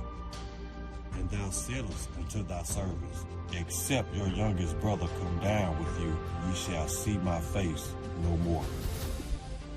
And it came to pass, when we came up unto thy servant my father, we told him the words of my Adonai. And our father said, Go again, and buy us a little food. And we said, We cannot go down, if our youngest brother be with us. Then will we go down, for we may not see the man's face, except our youngest brother be with us. And thy servant my father said unto us, Ye know that my wife bare me 2 sons, and the one went out from me. And I said, Surely he is torn in pieces, and I saw him not since. And if you take this also from me, and mischief befall him, ye shall bring down my gray hairs with sorrow to the grave. Now therefore, when I come to thy servant my father, and the lad be not with us, seeing that his life is bound up in the lad's life, it shall come to pass, when he seeth that the lad is not with us, that he will die. And thy servants shall bring down the gray hairs of thy servant, our father, with sorrow to the grave. For thy servant became surety for the lad unto my father, saying, If I bring him not unto thee, then I shall bear the blame to my father forever.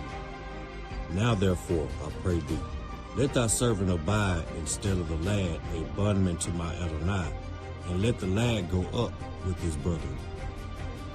For how shall I go up to my father, and the lad be not with me? Lest peradventure I see the evil that shall come on my father. Then Yoceph could not refrain himself before all them that stood by him, and he cried, Cause every man to go out from me. And there stood no man with him, while Yoceph made himself known unto his brethren, and he wept aloud. And the Mitzrayim and the house of Pharaoh heard. And Yoceph said unto his brethren, I am Yoceph. Does my father yet live? And his brethren could not answer him, for they were troubled at his presence. And Yoceph said unto his brethren, Come near to me, I pray you. And they came near, and he said, I am Yoceph, your brother, whom you sold in Mitzrayim. Now therefore be not grieved, nor angry with yourselves, that ye sold me hither. For Elohim did send me before you to preserve life. For these 2 years has the famine been in the land, and yet there are 5 years in the which there shall neither be earing nor harvest. And Elohim sent me before you to preserve you a posterity in the earth, and to save your lives by a great deliverance. So now it was not you that sent me here, but Elohim. And he has made me a father to Pharaoh, and an Adon of all his house, and a ruler throughout all the land of Mizraim. Haste ye, and go up to my father, and say unto him, Thus says your son Yoceph, Elohim has made me Adon of all Mizraim. Come down unto me, tarry not, and you shall dwell in the land of Goshen. And you shall be near unto me, you and your children and your children's children, and your flocks and your herds, and all that you have. And there will I nourish you, for yet there are 5 years of famine, lest you and your household and all that you have come to poverty. And behold, your eyes see, and the eyes of my brother Benjamin, that is in my mouth, that speaks unto you. And ye shall tell my father of all my glory in Mitzrayim, and of all that ye have seen, and ye shall haste and bring down my father hither. And he fell upon his brother Benjamin's neck, and wept, and Benjamin wept upon his neck. Moreover, he kissed all his brethren, and wept upon them. And after that his brethren talked with him. And the fame thereof was heard in Pharaoh's house, saying, Yoseph's brethren are come. And it pleased Pharaoh well, and his servant. And Pharaoh said unto Yoceph, Say unto your brethren, This do ye, lade your beasts, and go, get you unto the land of Canaan, and take your father and your households, and come unto me. And I will give you the good of the land of Mitzrayim, and ye shall eat the fat of the land. Now you are commanded, this do ye, take you wagons out of the land of Mitzrayim for your little ones, and for your women, and bring your father, and come. Also regard not your stuff, for the good of all the land of Mitzrayim is yours. And the children of Yasharel did so, and Yoceph gave them wagons, according to the commandment of Pharaoh, and gave them provisions for their way. To all of them he gave each man changes of raiment, but to Benjamin he gave 300 pieces of silver, and 5 changes of raiment. And to his father he sent after this manner: 10 asses laden with the good things of Mitzrayim, and 10 she-asses laden with grain, and bread and meat for his father by the way. So he sent his brethren away, and they departed. And he said unto them, See that ye fall not out by the way. And they went up out of Mitzrayim, and came into the land of Canaan, unto Yaakov their father, and told him, saying, Yoceph is yet alive, and he is governor over all the land of Mitzrayim. And Yaakov's heart fainted, for he believed them not. And they told him all the words of Yoceph, which he had said unto them. And when he saw the wagons which Yoceph had sent to carry him, the ruach of Yaakov their father revived. And Yasharel said, It is enough. Yoceph my son is yet alive. I will go and see him before I die.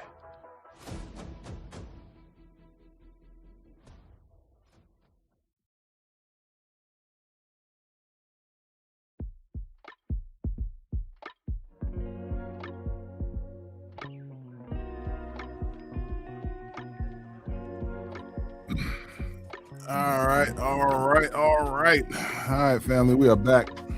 We are back. Man, The episode was fine. that music, boy. And that music was hitting. Dun, dun, dun, dun.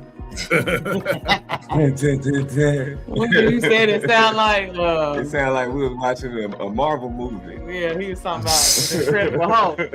Man, I'll tell you. All praises to Abba for directing me to the right sounds, man. That's all I gotta say. Yeah, these sound bites. Yeah, man. I love it. Man, and all the voices.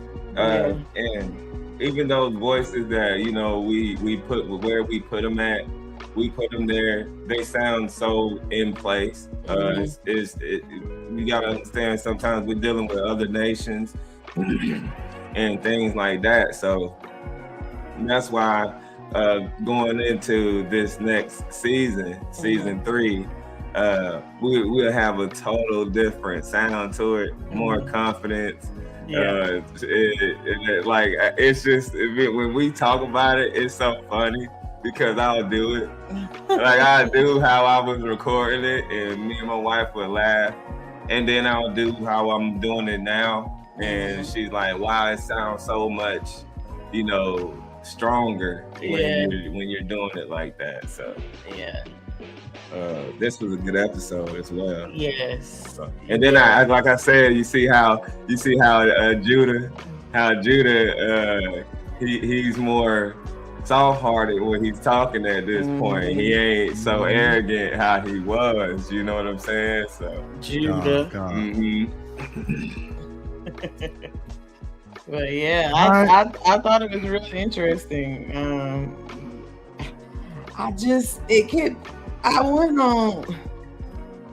It took me to Leviticus 25, and it brought me to verse 38. And I still simply just can't get over the fact that they sold their own brother. I mean, I know it had to happen for a reason to get what we asked for. Hamashiach and stuff is just foreshadowing of what happened. But Leviticus 25 and 38, verse 38 says, I am Yahweh Elohim, which brought you forth out of the land of Mitzrayim, to give you the land of Canaan, and to be your Elohim. If your brother that dwells with you be waxen poor, and be sold unto you, and you shall not compel him to serve as a bondservant, but as a hired servant, and as a sojourner, he shall be with you, and shall serve you until the year of Jubilee. Just for that alone, and that's in Torah. It doesn't really specifically say, like, for instance, with the situation with Yoceph, but if it's disdaining to the Most High here, pertaining to this of selling and buying your own brethren, you knew that it was deplorable then, because the law had already been given. They knew the law. Why, granted, it was so grievous to them to even keep it, some of the sons, even though the Most High still found favor in them. But right here, so I just couldn't get past that, and it just never set right with me. But when I read and I study the way Yahusha, our big brother, moved, knowing that this was going to happen to him, just makes me think a lot deeper about the situation and how you might get into this situation again in the near future. And it might not be necessarily these particular circumstances, but in light of when it comes to your brother and your sister, like dealing with things out in the world. But I just couldn't. It just don't sit right with me, them selling him like that. But you do see a complete transformation of his brothers, because he's testing them to see if they still the same dude, the same men that sold him. If they change their hearts. You feel what I'm saying? So you gotta. So through this final stretch, when it comes to this final test, it really. They did change their hearts. They changed their hearts, and then they started demonstrating love, like what they were demonstrating towards Benjamin. This is what Joseph wanted to see. What you say? Am I on to the right? Oh no! You're right. They're definitely about showing love. I just wanted to take the time right now to show a little love to the 402 subscribers. Because it's giveaway time, y'all. It is, ain't It's giveaway time. I like that segue. Yeah, I like that. That was nice. Yeah, I like that. I liked that. Yeah. So, y'all family, ready? as we said earlier on, and thank you to the 14 people who are listening in right now. If there's anybody else that's listening in and aren't quite in, you're listening but you're not in the chat, you might want to join the chat right about now. We'll give you a few seconds while I talk, because we're about to do a giveaway, and as we always do with these giveaways, thank you. With these giveaways, we typically do some sort of trivia thing. We're going to switch. We're not going to switch things up too much, but we got a trivia question for the ladies and gents. So those who are listening in, I hope you're ready to do some typing. And we're going to ask the question. The first person who answers the question correctly will be receiving an illustrated reference to the manners and customs of the Bible by James M. Freeman. Nice. Awesome. Oh yeah, this is a good one. Let's put it like this. This is a book that's so good we had to buy it twice over here in this household. So, awesome. I'll be parting with mine to give to y'all. For y'all that are ready to go, here is your question. The question is, which prophet saw a vision of dry bones coming to life?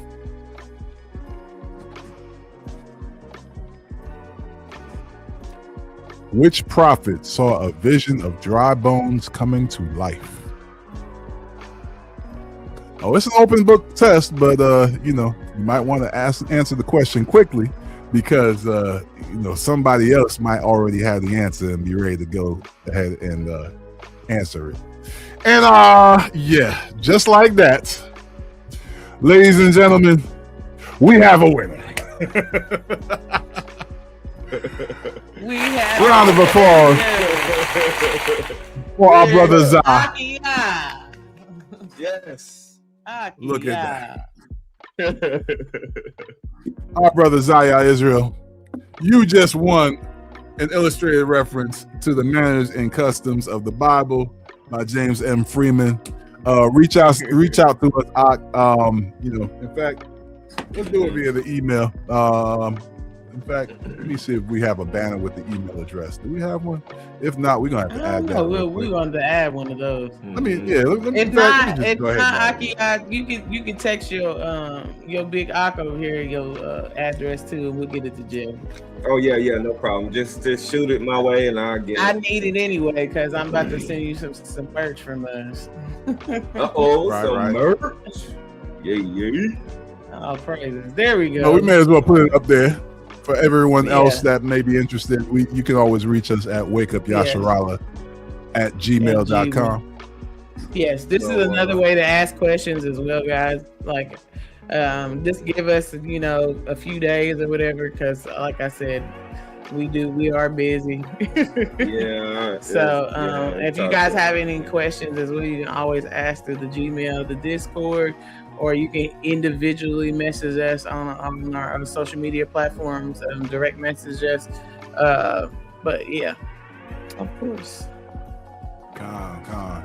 So as always, though, like I said, the next giveaway, it will be at 500 subs. So go on and reach out to anyone and everyone that you know that appreciates the word.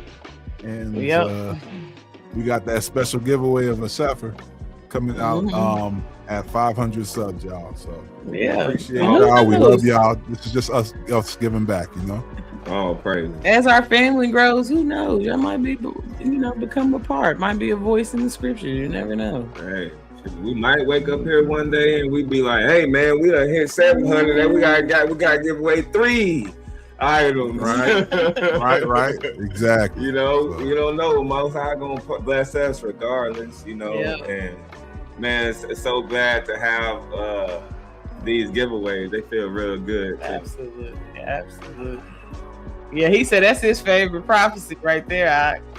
It is, man. You can't forget that one, man. Hey, talking about goosebumps when you read. In this day and time, knowing that you one of them bones that's waking up, man. He said might give away 40 in a view. Hey, I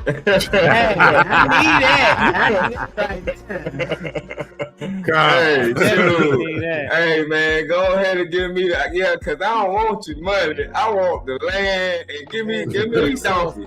Yeah, I take the donkey, man. We'll put him to work. I tell you what, I just want to be on the land with the folk, because the way I'm looking at it, man, you just imagine a big barn dominium, and you have, separate sections for different families and whatnot. We all come together, sup at the dinner table, and the big man. Man. I'm be saying House of Wellington. You feel me? Bring a bullock. We do so. And your finest linen. We can do a little bit of Eve Reed karaoke and things like that. Spoken word. Hezekiah every day. You know what, boy? Hey, that's who I'm on. Hey, that's him and Eshawn, man. I love to listen to those brothers, man. The brothers, they'll make a rainy day shine for you, man. When it comes to the word of the Most High, man, for real. That's the kingdom I dream of, man. I dream of that, where we all at peace, man. We don't have to worry. I know it, man. I dream more. If I'm dreaming, it's more or less of what it's gonna be like in the kingdom. Like those days, and I'm gonna get a little personal. Those days when I see something happen, like, we got these people, these ice cubes out here, and then you seeing, them, showing just the way they use their power, man. Sometimes it make me, when I'm by myself, and I be thinking about, the kingdom to come, New Jerusalem. Man, we ain't gotta worry about none of that, man. None of that. We could love our families and just, love the Most High. Be in a world where you ain't gotta worry about the color of your skin or whether this person is getting noticed more than you. Things like that. It brings a tear to my eye when I be thinking about all these things.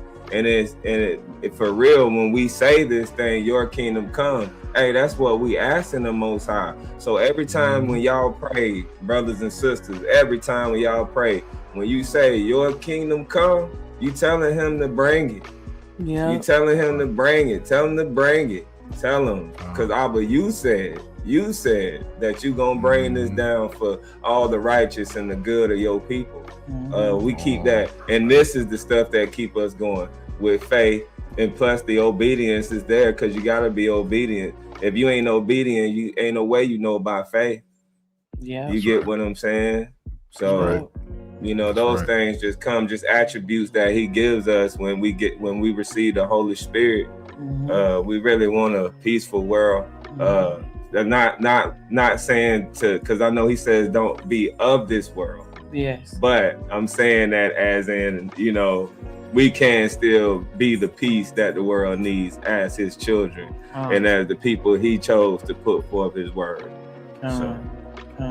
Talking about a place where we won't have to worry about being judged negatively by the color of our skin, a place where our wives and children can just be at peace and not have to worry about being accosted or having somebody try to hurt them in any way, shape, or form.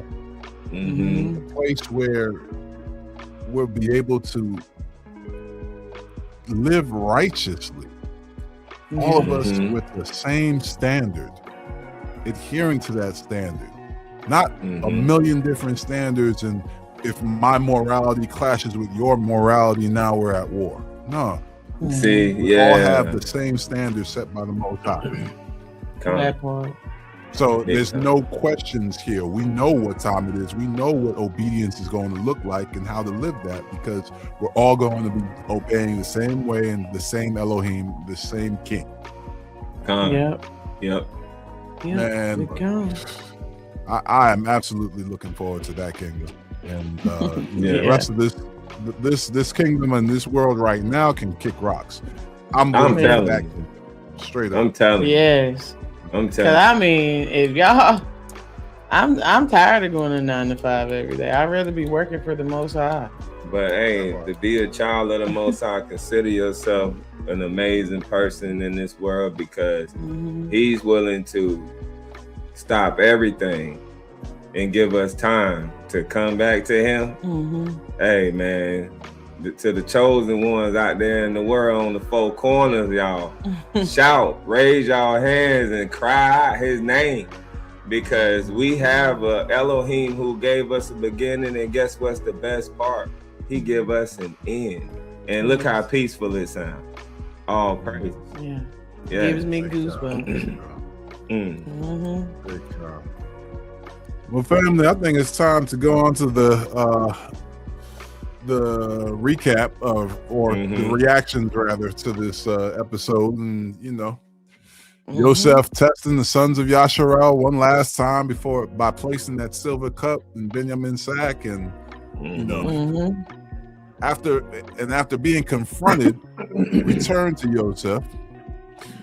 The hearts of the brothers were revealed to have changed overall towards the children of Rachel, who were clearly Yasharel's favorites. This is a beautiful illustration of the idea that where we were in the past doesn't constitute where we are now or where we will be in the future. That part. This is the reason why we're told by Mashiach that we need to endure to the end. Remember, the Most High exists outside of time and space. He declares the end from the beginning, as stated in Isaiah 46:10. So wherever we are right now is not where we will be in the end. We need to just stay encouraged and remember Philippians 1:6, being confident of this very thing, that He which begun a good work in you will perform it until the day of Yahushua HaMashiach. That the good work is our sanctification. It's our being set apart. It's our perfection through the power given to us to become sons of Elohim. And it's very real. Those who lack faith in that say it's impossible to be perfect, you know what? That's on them. Meanwhile, our King commanded us to be perfect, even as our Father in heaven is perfect. Am I going to obey my King, or am I going to believe what the world says regarding perfection? That part. You already know the answer to that question. So let's keep enduring and allow He which began the good work in us to perform it until the day of Yahushua HaMashiach. I especially love Yoceph's reveal too of who he is. It showed a lot of maturity, faith, love, and acceptance of Yah's will. Maturity because it took a very mature person to be in the position of power that he was in and forgive the wrongs that were done to him. I mean, it also showed that he realized that those wrongs were part of the overall process that led him to be in that position of power in the first place. If there was one element of this story that us, the children of Yasharel, need to understand and fully adopt, it's this part right here. Too many of our brothers and sisters are living with a vengeful spirit towards our oppressors, not realizing that they are part of this story that leads us back to Abba in righteousness. Come on. Do not seek vengeance on them. They are still under judgment and don't even realize it if they don't repent. But Abba's judgment on them is going to be infinitely worse than anything we could possibly imagine to do to them. We just need to stay in a place that best reflects Yoceph's heart condition in this story. Now, I also mentioned faith. Faith because he knew that Abba was going to take care of him all along. His faith did not waver despite all the physical, spiritual, and emotional ups and downs that he was taken through. I also mentioned love. Love because it truly takes love to embrace those who sought your downfall and take care of them. Again, remember, when you were in and of the world, Abba could have taken you out then. Yeah. But he didn't. He loved you enough to know that you needed time to grow beyond your faults. Acceptance of Yah's will, too. That's something else that I mentioned. Acceptance of Yah's will because Yoceph recognized that his feelings and emotions on the matter were nothing compared to the will of the Most High and the purpose that he had for his brethren. The arguments were small. They were small potatoes compared to the end goal and the prophecies that had to be fulfilled by the children of Yasharel, not just Yoceph alone. They all played a part in this. This is the information that had to have been revealed to Yoceph by either Yasharel or by Abba himself. And like his ability to interpret dreams wasn't for no reason. I don't think it's far-fetched to believe that he also had the ability to interpret what prophecies about the father and his bloodline were coming down the pike as well. So, with all these incredible attributes outlined and spoken on, the question that remains still is, who does this sound like? The maturity to be in the position of ultimate power, yet still forgive wrongs done? Unwavering faith, regardless of how he felt in the moment. Embodiment of love to embrace those who sought your downfall. Acceptance of the will of the Most High because his will is far greater than our feelings. Y'all already know. Is this not indicative of our King? Yes. Is there any surprise to all the elements within the story matching Yasha, the beloved son of Yasharel, the son that was hated from all his brethren, the son that was given a special coat by like a special coat, which of course means authority. The son that was stripped of that special coat by his brethren and sold to the Gentiles. The son that still showed why he was blessed in the midst of the Gentiles and flourished and stood strong when tempted.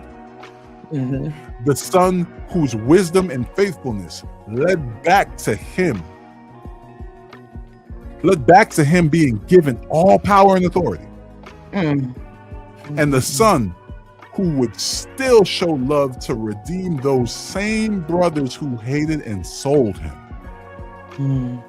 Ladies and gentlemen, don't ever allow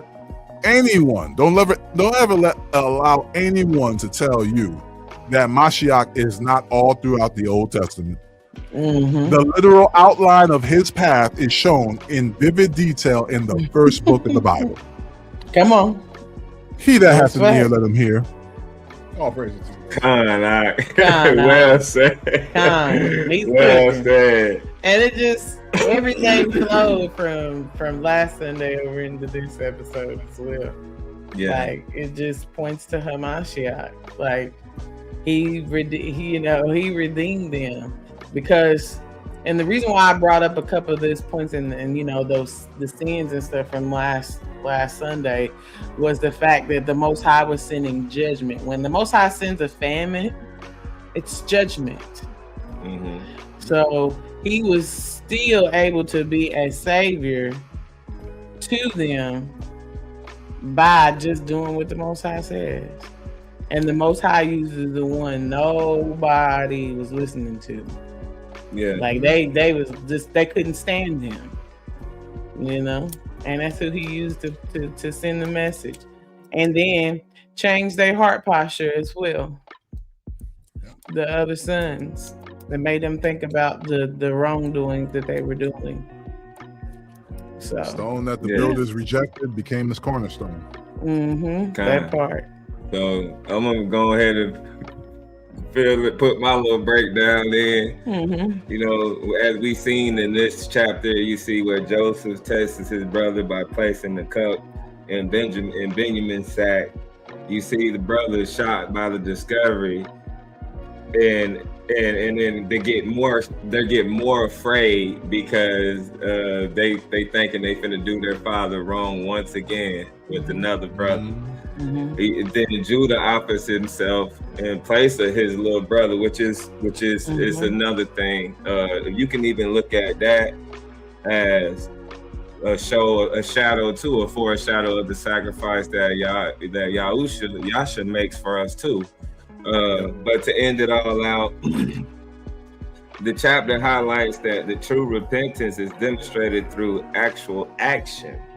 As the brothers prove, they are now willing to protect their father's son Benjamin instead of harming him out of jealousy, which showed something to their brother Yoceph. It showed respect. It showed that they're not the same brothers that did me like this. So yeah, and I land my plane with that.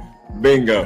Absolutely. Because I've touched a lot of that stuff. So yeah. You know. There's one scripture I want to bring up too. I gotta get my scripture ready.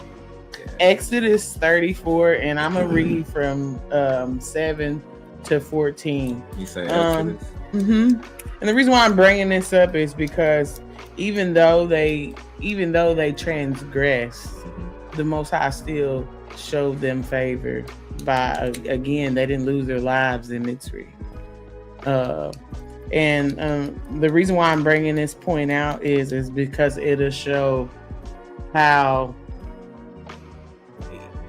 we are servants to the Most High. So, and we're also going to be serving Hamashiach as well. But even though we were in darkness, that he's able to forgive us if we keep his commandments, if we follow him and have faith in the sacrificial lamb that was given. So like I said last Sunday, do not besiege the messenger and forsake the promise.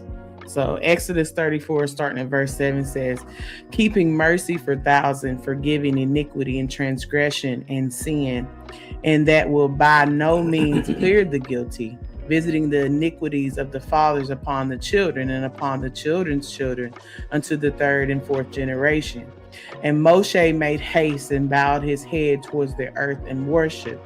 And he said, if now I have found grace in your sight, O Adonai, let my Adonai, I pray you, go among us, for it is a stiff-necked people, and pardon our iniquity and our sin, and take us for your inheritance. Verse 10, and he said, behold, I cut a covenant before all your people. I will do wonders, such have not been done in all the earth, nor in any nation.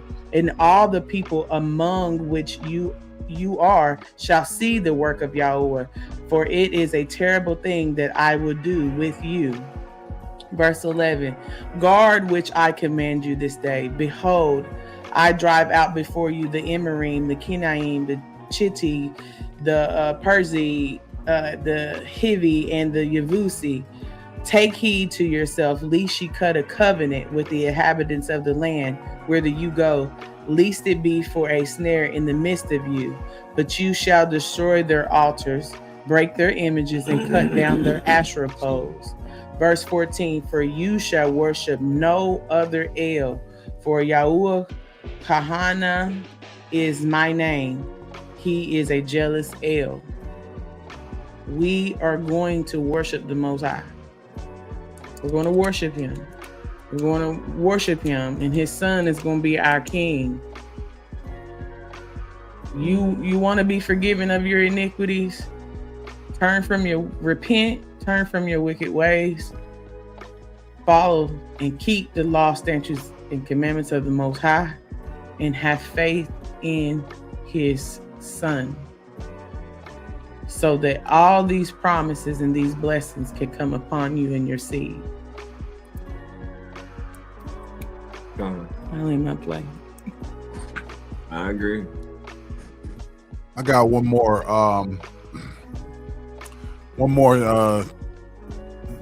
thought concerning this chapter. So, could you imagine the emotions that Yasharel had to have been going through when he heard the words, "Thus says your son Yoceph"? Yeah. Elohim has made me a Adon of all Mitzrayim. Come down unto me, tarry not. Who knows how much Yasharel prayed concerning his favorite son? Man. And Abba just had to remain silent on the matter until the appointed time. So that things may be fulfilled in righteousness. This is another example of why faith is of the utmost importance. Just because Abba is silent on the matter does not mean that the answer is no. He may just be waiting for the right time to proceed with the matter. It's just up to us to trust him regardless of how that situation looks to us. Because what if Abba told him flat out, like, yeah, your son's in Mitzrayim, you're just gonna have to wait. You know Yasharel wasn't gonna wait. He would have ran right down there and tried to snatch his son back. Messed everything up. So the Most High, just in his wisdom, was like, no, I'm not gonna say anything concerning Yoceph. I'm just going to let this ride out. When the time is right, I will let him know, and he'll be comforted. So glad that Abba was with him too, because he could have been like, there go them Negroes. I've been waiting for y'all, boy. Everything y'all did to me, I'm gonna give it back to y'all 10 times than what y'all did to me. No, he didn't do that, because the Most High, the Most High know, and he do this. It show y'all, Yasharel. He look at your heart, man.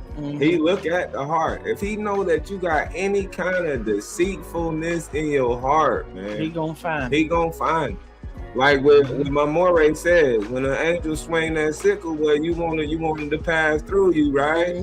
You wanted to pass right through you. You don't want it to take you, because if it take you, then you gonna meet death. What you were doing wasn't right in this world. That let me think about when we sitting when they were sitting. Matter of fact, instead of me just talking, let me read it. Let me go ahead and read it. Well, I brought it up, so I'm gonna go back to the book of Luke. Yeah, I'm gonna go on back. No, I ain't gonna do it out of Luke. I should do. I'm gonna go. Let me go something else. I'm gonna go to Matthew. That was very sad. That's what I'm gonna do. I'm gonna go to Matthew. Where I got it at? What are you doing? Matthew's 18 or 19? Huh? Which one? It's giving me a hard, because I got so much notes up here, man. I got it. Well, it might be was in there. Sorry, honey. It's all good. Wherever the rock leads you. Yeah, it's leading me somewhere. It's somewhere. I got it somewhere in here. Man, where did I what passage you looking for? I don't know. I lost it. Like it's in my notes. It's lost in the notes. What's the first stanza? Because normally I can find it. I see something that might fit the bill on this. The parable of the unforgiving servant. Is that what you talking about? Yeah, it's close. All right. Let me go to it. I think I found it, man. You found Verse 15. Yeah, Moreover, if thy brother shall trespass against thee, go and tell him his fault. Yeah, I like that one. That ain't it neither. Okay. I want to know which one it is. I'm gonna find it. Finish that though. All what you reading? Con. Yeah, because while I'm reading this, that might actually But go ahead. You found it? All right, go ahead. It's actually in Matthew 26. Okay. That's what I was looking for. Okay. Matthew 26. It got lost in my notes because in my Sefer and my phone, I got everything with colors. So you only get a couple colors. You don't get a lot of colors. So that's what makes it so hard for me to find that. So, I got you. Look, I might have to send this over to you. Yes, I definitely all the look. I got you. I definitely need that. All right, so in this passage it says, "Then Judas, which betrayed." Well, I'm reading from the book of Matthew, chapter 26. I'm gonna start from verse 25, and I'll stop on verse 29. It says, "Then Judas, which betrayed him, answered and said, Rabbi, is it I? He said unto him, you have said." So, that's just like asking, like, am I sinning? You know you sin. Come on now. You know you sin now. Don't do this. Right. But continue. It says, "And as they were eating, Yahushua took the bread and blessed it and broke it and gave it to the Talmudim." So he gave it to his students, right? Now Judas is supposed to be one of his students, right? Yep. Come. And said, "Take it, eat. This is my body." And he took the cup and gave thanks and gave it unto them, saying, "Drink ye all of it." When I hear this, this is his blood, right? Right. And and everything in the Torah is his blood. It stands on all of that, from the Torah to love of Elohim. Everything that is what it is off of his blood, right? So, "For this is my blood of the renewed covenant, which is shed for many for the remission of sins." So it is shed for many for the remission of sins. They ain't tell you to go out here and try to tell somebody something. You know what I'm saying? It's a purpose where Yahshua put his life up for, right? And it says, "But I say unto you, I will not drink henceforth of this fruit of the vine until that day when I drank it anew with you in my Father's kingdom." So when we say your kingdom come, we're telling Abba the same thing that our big brother told us right here in this passage in Matthew. You feel what I'm saying? So I wanted to put that on there. And as we say, and as they say, one of the favorite parts of that whole thing is on verse 30. It says, "And when they had sung a hymn, they went out into the Mount of Olives." You feel what I'm saying? This is deep. It's deep. Oh yeah. Let me add on to how deep it is. Happened right there is this is marriage language. That part. Eating of that bread and drinking of that wine, that is a marriage covenant meal. Come on. That is a Hebrew marriage covenant meal. You eat because the whole idea is that he said he knocks at the door, and those who open the door, I will enter in and sup with them and they with me. Yeah. That's how a potential woman would for a wife would actually accept a marriage between her and a man. The father and the son would go to that woman's house and would knock at the door, and she would open it. If she didn't open it, that woman didn't accept the marriage. If she opens the door, she accepts the marriage, and he walks in. The father and the son walk in, and they have a marriage supper of bread and wine. And this is why Yahushua said, "I will not drink henceforth of this fruit of the vine until that day when I drink it new with you in my Father's kingdom. And that is the consummation. What he's talking about right there in verse 29, that's the consummation, where you have the same bread and wine consummate the marriage in the kingdom. That's why he said that.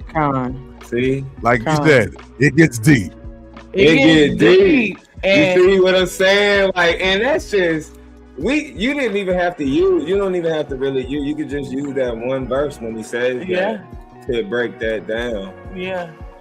And then I love to go back to it because it's just showing you how our big brother Yasha is like, yeah, I'm solid. Yeah, I was solid then. I'm gonna be solid when I come back too. You feel me? You get what I'm saying? So, all praises, man. That's why I love Wake Up Yasharal, and it's not just because we created this with the Most High allowed us to. It's just because we look at those details. And I know we probably not right about everything. Some things we still learning. Like I'm still learning on. My wife got me going back through numbers to help her. So he got help. He got help. It already took me about 9 months to get it, but hey, I got it now though. But you gotta walk with me. You know, I'm gonna walk with my wife on it. But that's what it's about. I'm about to give y'all most of our favorite moments are when we're like doing that, like when we're reading and like we're breaking down these things, and we be like with what Big Bro just did with the drinking of the wine and stuff and the marriage covenant. When we be figuring that stuff out together, it'd be the best. It'd be the best moments, man. Like it's just the best. Even the kids be getting into it. They don't even know. They just we might think they might not know. But I'm gonna give y'all's flowers because I hear. I'm giving y'all my flowers, y'all's flowers. You know, I give yours all the time, but just on this platform, and the reason why I'm giving y'all's flowers is because I hear so many brothers talk extremely crazy when it comes to the doctrine, and just with Jay bringing that out when it comes to Hamashiach. Ladies, if y'all hear any of these brothers talking any kind of way, besides what this is the Most High and what Hamashiach said, run. Do not pass go. Do not collect $200. Run, because I hear them. I praise the Most High for having such a strong head in this word to help me along the way, just to help other sisters when they hear like. Some of the stuff when it's pertaining marriage, like if you lie down with a woman that's married, like it's wild. And reading this and having you and Jay break down the scriptures the way that y'all do and what the Most High is giving y'all, it's so far from what the scriptures. Some of these brothers talk about marriage so far away from what the Most High would have for us as a people, and not just even as men and women, like how y'all teach, men and especially the younger men who are listening about chastity and keeping themselves until marriage. Because that's not what they learn from the world or their quote unquote big ox or big brothers, what they say in the world. They don't hear that. So, and women don't hear it. So it's fresh to their ears too. A lot of ladies do not hear, these conversations. Like, I just don't like when they do the X-Files thing. Yeah. Like when they're like when we're up there, we speaking like this. Well, the scriptures say this and the scriptures say that. Those ones that come in there and they be like, so what we got to realize, you know what I'm saying, is that the Most High wanted us. As soon as they that's it. This is how I'm feeling. Soon as they coming there talking like that, and now I'm sitting back here and I'm getting hot because I know I'm ready to blow a gasket. Like my teapot is ready to. start steaming because I be wanting to know why are you talking so soft? Just he said speak boldly. That's how I know y'all up to something.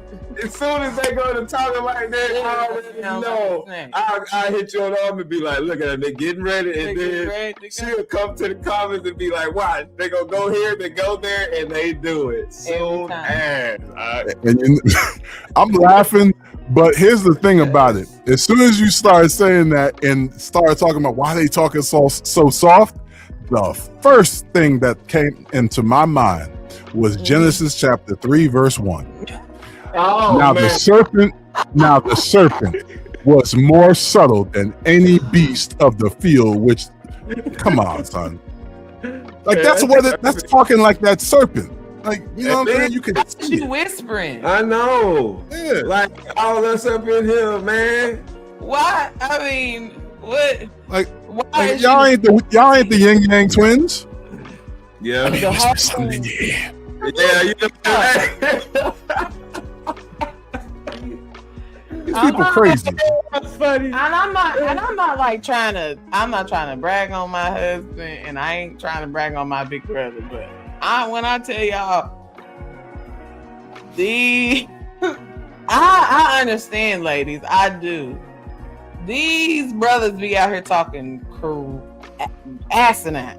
Like the doctrines be so carnal. I be like, you think you gonna get in the listen, if I'm fearing and I ain't even remotely walk around pushing no crazy doctrine. But to sit up here and you standing on it, you really honestly I'm to the point to where I feel like y'all pervert the scriptures when y'all talk like that and degrade the women and the children. And send a shout out to all our people. All our people, hey, when it comes to these feast days, I think the most important part is just for y'all to learn what days to do them on. When it comes to the actual feast day, read the scripture, go to the Most High. Don't let nobody else tell you how to do your feast day. They will have you running around here crazy. They'll have you. And when you hear certain things about your house, he mean your body, the one you house, and the spirit that he put in you, the flesh that he made on you. Some of those are spiritual feasts as well. We got to understand that too. Some people make a lot of it too carnal. It's almost making it like the holidays. How carnal people are about it. And take all of your stuff, your stuff out of your house because you can't have 11 in your house. I think my wife, I said like a baby running around. But what I was saying is just like when it comes to them certain things, you know, we know what the Most High is telling us to do. Like our favorite one is Passover and the Feast of Unleavened. We love that one. That's the one where we do it. We tell everybody how we do it, how we get it done. We ain't taking out the whole house and putting it on the back porch or nothing like that. Your garage. Like just y'all gotta be really self-control. Really be nice to the person. If somebody go to, as soon as y'all hear the wah wah wah wah, that's Abba telling y'all, look, just that moment that Hebrew was talking about. This is we gonna celebrate it the way we feel that the Most High puts it on our heart to celebrate. That's what I'm trying to say. Nothing else. You feel what I'm saying? Oh, absolutely. Because and it is crazy in some regard. Like, here's the thing. I understand the whole leaven element when it comes to things with yeast or whatever, right?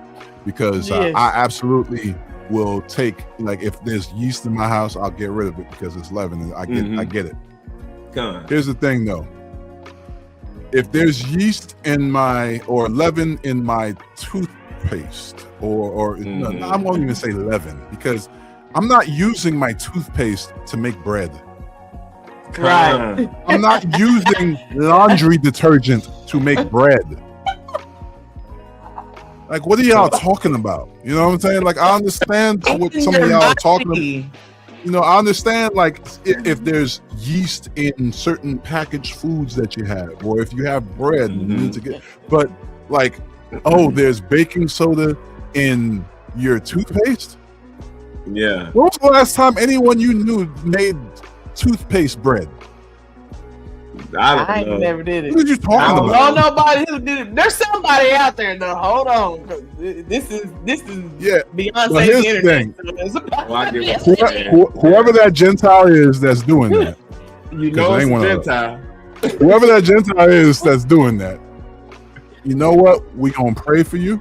Yes. And we just gonna lift you up in prayer because we know we know. The milk. Man. Yes. Because other than that, we're just going to use our brain and understand what the Most High meant by, the scriptures in the context in which it's used. Yes. Yes. Like we know what leaven was back then, and we know what it equates to now. Yes. Let's do this in context, y'all. Yes, in context. In context. Because if you found with leaven in here when them lamps get sent through the cities by the Most High, that's what you need to be worried about. Because it might not be a solemn feast day that he come back in a twinkle of an eye. And then now we have that. We have that coming up, and I don't think we should save a lot of that stuff just for the month of Abib. Yeah. I feel like to talk about those feast day things would be pretty cool to bring out to people. Oh yeah, no doubt. And then they can see the significance between what the carnal way and the actual way that the Most High tells you to do it spiritually. Yeah. Big time. Just like when it comes to like with the lamb. Like when it comes to the lamb, me and my wife don't be sitting there just feeling like every time a feast day come around, we gotta shove lamb down our throats. Yeah. People be feeling like they have to do that.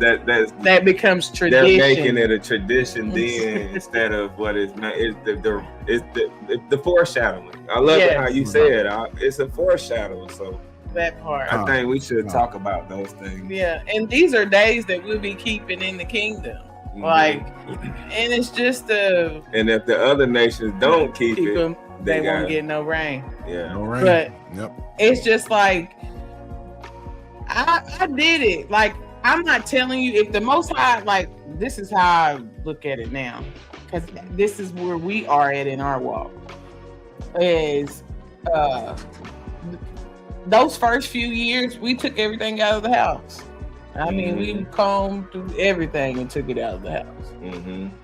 But when we went back and read through it again, now this is just for our house. You don't have to take, that's carnal. Me carrying all this stuff out to my car, my garage, it's carnal. Yeah. Because I have to have some self-control. Because there are other times that the Most High wants you to, it's pretty much fasting. Teaching you how to fast. There are other times that you're going to need to be able to do that, and you have to show some self-control and remove the leaven that's in your house, your person, your being. That's the most important leaven that needs to be removed, not what you can physically touch with your hands and see.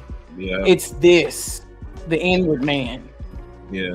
So just be mindful of that when you're studying and when you're looking at things. Try not to look at stuff so surface level and make sure that you're really seeking everything all the way through. Because people will have you and even yourself will have you doing all kinds of things that has nothing to do with the Most High and his ways. So Torah is not a checkmark system. No. It's spiritual, so that means that you're supposed to be dealing with the spirit man first. So clean clean all the leaven from the spirit man first. That's your tabernacle, right? So the idea here is we're not about legalism. No. We obey the Most High. Don't get that twisted. We absolutely obey him. We have the faith, and that faith leads to our obedience. But we are not about blind legalism, and that's what a lot of brothers and sisters, unfortunately, when it comes to things like the Moedim, are about. They're about blind legalism, but they're not actually dealing with the heart condition, because that's what the Most High actually wants from you, is for you to deal with the heart condition.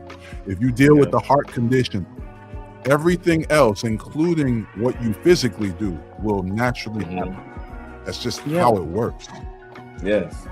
Focus on the heart more so than on the legality of it. That's what we're looking big con. Yes, that's the truth. Like my wife said, you know, we like it, even with me myself, like when it came to the Sabbath, and it was, I scared myself. Abba didn't even scare me. I scared myself. I was like, you know, I was like, oh man, like, you know, I'm like we're literally like not even at home. I think we were in the mall or something. Yeah. And I was reading my phone, reading the scripture, and I got down to when he was like, on the Sabbath, no man, you know what I'm saying, going out, leaving the house. Boy, I'm talking about, boy, I'm gonna broke everything in front of me trying to get back to the car to get my butt home. And then at that point right there, my wife was like, she was like, I know this transition gonna be a little hard because we're so used to doing family things on this day, and we still do family things on that day. But it's for the Most High. You get what I'm saying? But like, how I was with it, like I used to be like, you know, oh man, you know, like, we're not done cooking. We're not done, like, blah, blah, blah. Man, we ain't got enough time to get this out of the way. Well, I guess we go without it. And these things like that. I was thinking, like, do Abba want me to be running myself crazy like that over something that should be delightful to him, for him?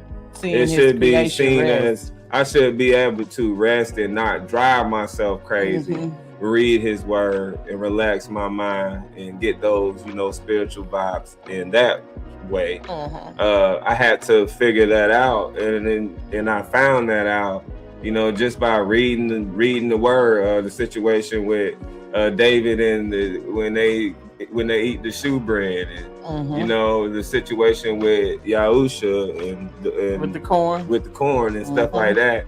I'm listening to this stuff, so I know. Okay, so prepare. Like we always say, kingdom preparedness. Well, we have, me and my wife and my family, we have Shabbat preparedness. So we know everything that needs to be done well before Shabbat comes in. So nobody's running themselves crazy. Nobody. So I think Yasharah, our idea, y'all don't have to take our idea, but prep for the feast days. Prep before them so that everything will go cool, collected. Don't drive yourself crazy. And when you don't take everything out your house, but if you feel like I have to, if I don't, then we gonna wind up eating it or something, then I would say then to make those changes. But our kids, well, they drive us crazy until they get that, that unleavened bread. Science, buddy.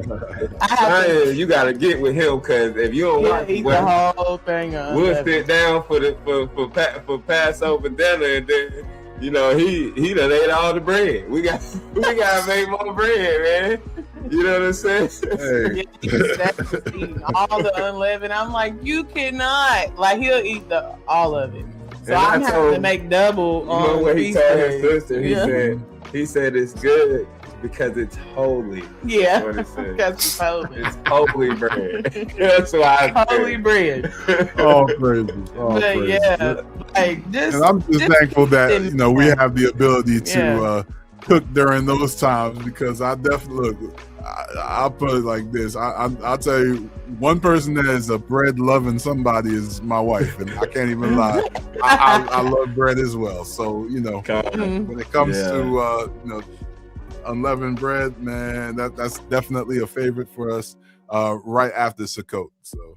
She got me helping her this year, so I get to have my hand. I get to get my hands ready to make some unleavened bread, man. Because I make a sweet unleavened, and then I make regular unleavened. So, and we make it fun for the kids. The kids, my little girl loves. They enjoy when we have the feast days and stuff. They always in good spirits and stuff. So yep.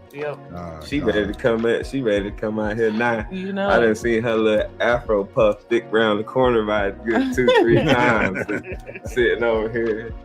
Man, they something else, In that case, family, let's go ahead and get this encore going, and that way we can move on to bigger and better things for the people. As we stated before, the recorded portion of this podcast is available now on iTunes and Spotify. So, also Acast, Amazon, Radio, etc. So, Pandora, we on everything. Yeah. We got other ones too. My wife be naming them. My wife name them, and I be like, "Dang, we everywhere! Like we everywhere." Yeah, we're even on some odd and end stream players as well. That's so what's up. That's what's we're up. pretty much everywhere. And this is usually, we always put it out at 8 p.m. on Sunday evening, so y'all could definitely check that out if y'all want to hear the recorded version. I tell you what, it hits different when you got some good speakers or some good headphones. That's for sure. In my car, in my car. Oh my goodness, man! No, and then I'm driving, and my wife was like. I was like, you got goosebumps? I said, you got goosebumps? She's like, what? I'm talking about as soon as it started. Like, we be in the car, and it sounds so, you can hear it so much better. Like, and then, our speakers at home, I have to really hook it up to my computer for us to hear it real good. Like the Sodom and Gomorrah episode, that sounds fire. My son is terrified of that episode. He loves it. He's terrified. He's terrified because he was like, it show you how, this is him telling us and his little sister how if you do wrong to God, what he'll do. He said if you do wrong to Abba, he'll destroy you. And I said, you're right. You're absolutely right. So they wasn't living right and they got destroyed. Yeah. 100% right on that. That's for sure. You got to tell some of these family, we go ahead and get into this. Look. Hello. But some people, they hard-headed, but that's all right though. That's gonna be on them. I mean, prayerfully, they have some time to wake up. If not, Five. For real. And thanks, brother PK, for coming in on here, man. We appreciate you, man. No doubt. All right, family, let's go ahead and do this. All right.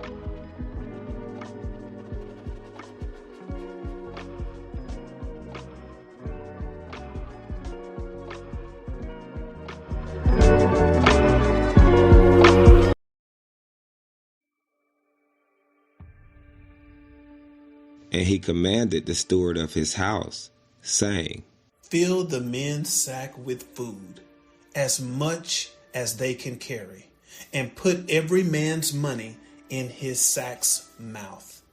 And put my cup, the silver cup, in the sack's mouth of the youngest, and his grain money. And he did according to the word that Yoceph had spoken. As soon as the morning was light, the men were sent away, they and their asses. And when they were gone out of the city, and not yet far off, Yoceph said unto his steward, up, follow after the men, and when you do overtake them, say unto them, wherefore have ye rewarded evil for good? Is not this it in which your Adonai drinks, and whereby indeed he divines? Ye have done evil in so doing. And he overtook them, and he spoke unto them these same words. And they said unto him, wherefore says my Adonai these words? Far be it that your servants should do according to this thing. Behold, the money, which we found in our sacks' mouths, we brought it again unto you out of the land of Canaan.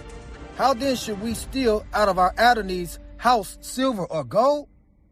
With whomsoever of your servants it be found, Both let him die, and we also will be our Adonai's bondmen. And he said, Now also let it be according to your words. He with whom it is found shall be my servant, and ye shall be blameless.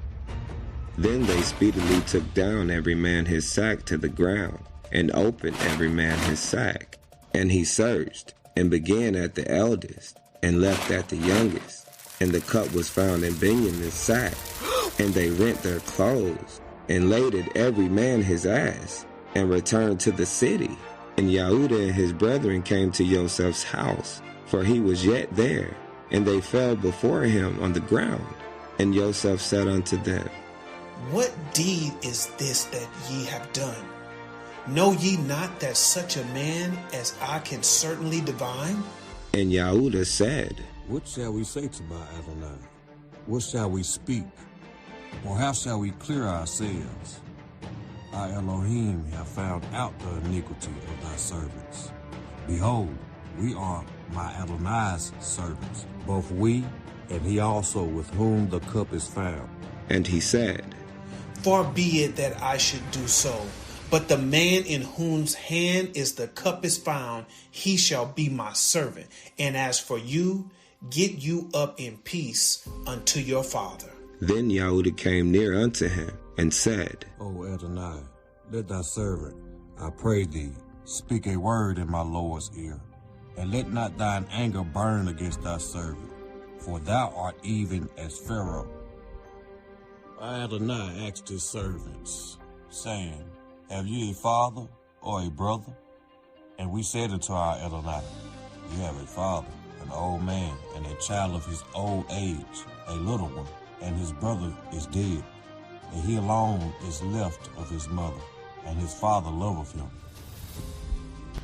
And thou saidst unto the servants, Bring him down unto me, that I may set my eyes upon him. And we said unto our Elohim, The lad cannot leave his father, for if he should leave his father would die. And thou saidst unto thy servants, Except your youngest brother come down with you, ye shall see my face no more.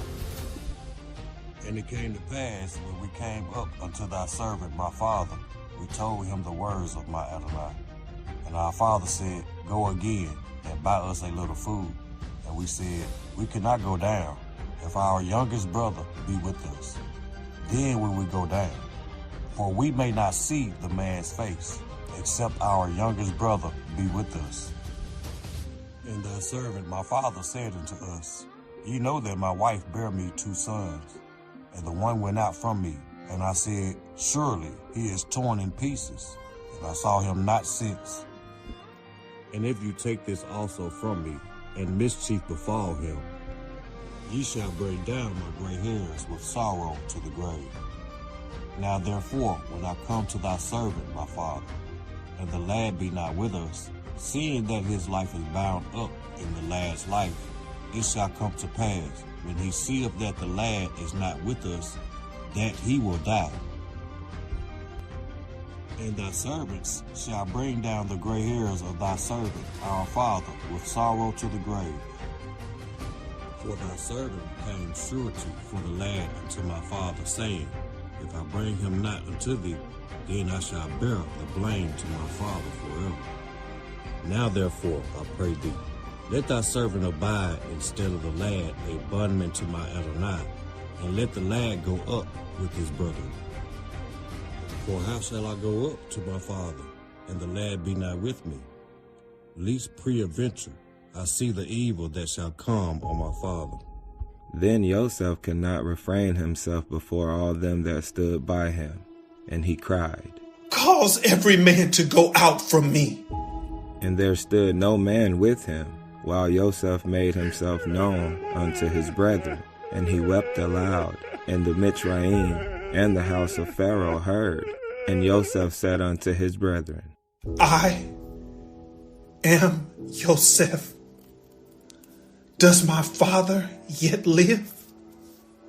And his brethren could not answer him, for they were troubled at his presence. And Yoceph said unto his brethren, Come near to me, I pray you. And they came near, and he said, I am Yoceph, your brother, whom you sold in Mitzrayim. Now therefore be not grieved, nor angry with yourselves, that ye sold me hither. For Elohim did send me before you to preserve life. For these 2 years has the famine been in the land, and yet there are 5 years in the which there shall neither be earing nor harvest. And Elohim sent me before you to preserve you a posterity in the earth, and to save your lives by a great deliverance. So now it was not you that sent me here, but Elohim, and he has made me a father to Pharaoh, and an Adon of all his house, and a ruler throughout all the land of Mitzrayim.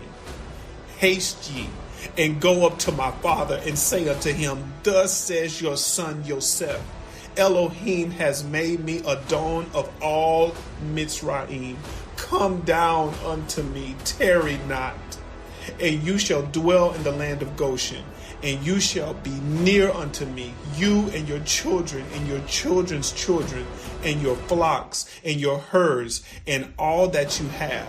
And there will I nourish you, for yet there are 5 years of famine, lest you and your household and all that you have come to poverty. And behold, your eyes see, and the eyes of my brother Benjamin that is in my mouth that speaks unto you. And ye shall tell my father of all my glory in Mitzrayim, and of all that ye have seen, and ye shall haste and bring down my father hither. And he fell upon his brother Benjamin's neck and wept, and Benjamin wept upon his neck.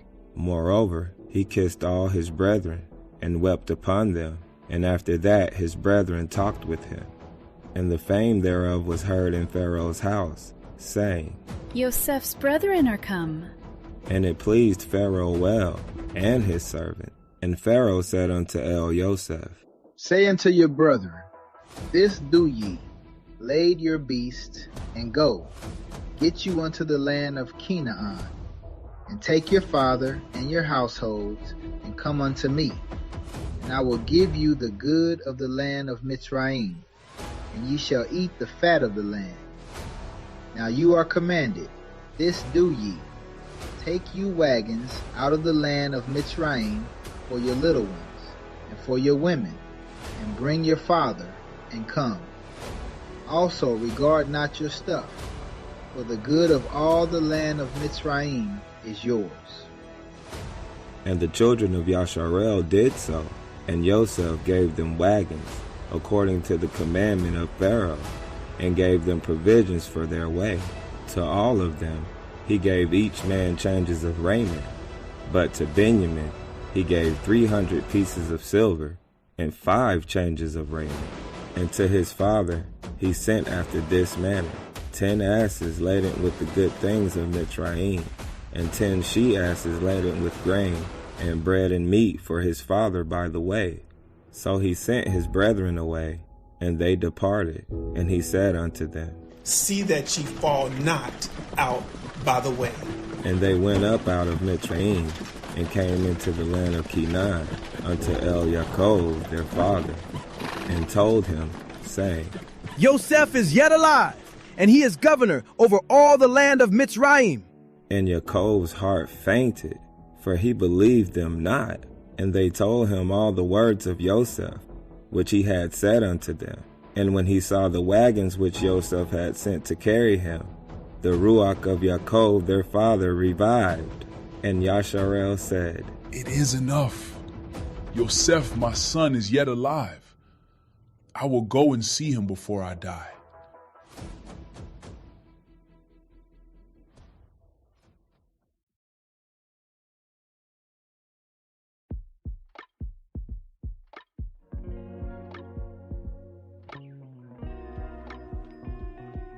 All right. All right, family, we are back. We back. We're back. Good episode, y'all. Yeah, it was. Always a beautiful Sunday with y'all. Y'all know that. Of course. And we had to put extra time into this one.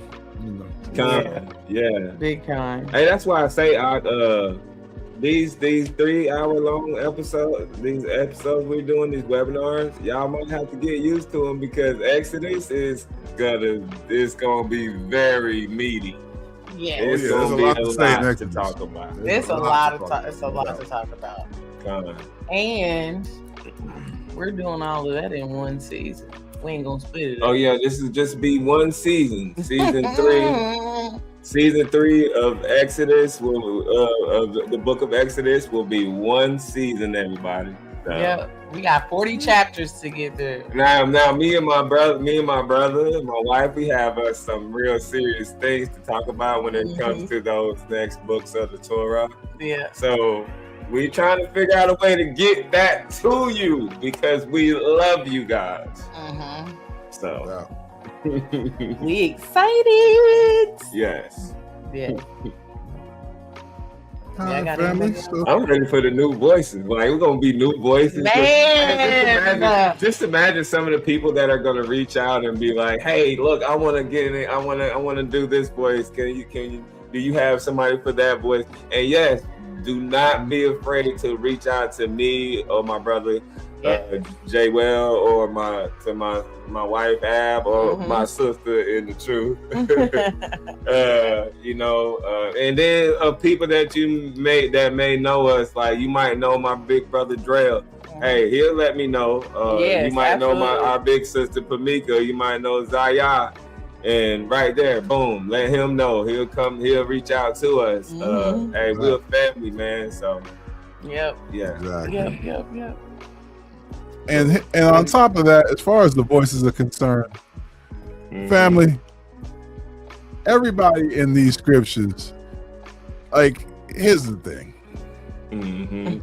Don't get bent out of shape because we might ask you to play a Gentile or somebody that has, quote, issues or whatever as far as the scriptures, because everybody had issues in these scriptures except for Mashiach and the Most High.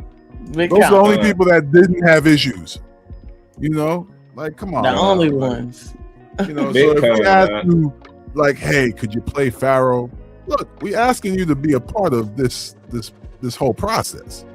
You know, whether it's Pharaoh, whether it's the donkey from, you know, like, come on now, like, I'm just saying. I'm like, serious. We might have you play a rock.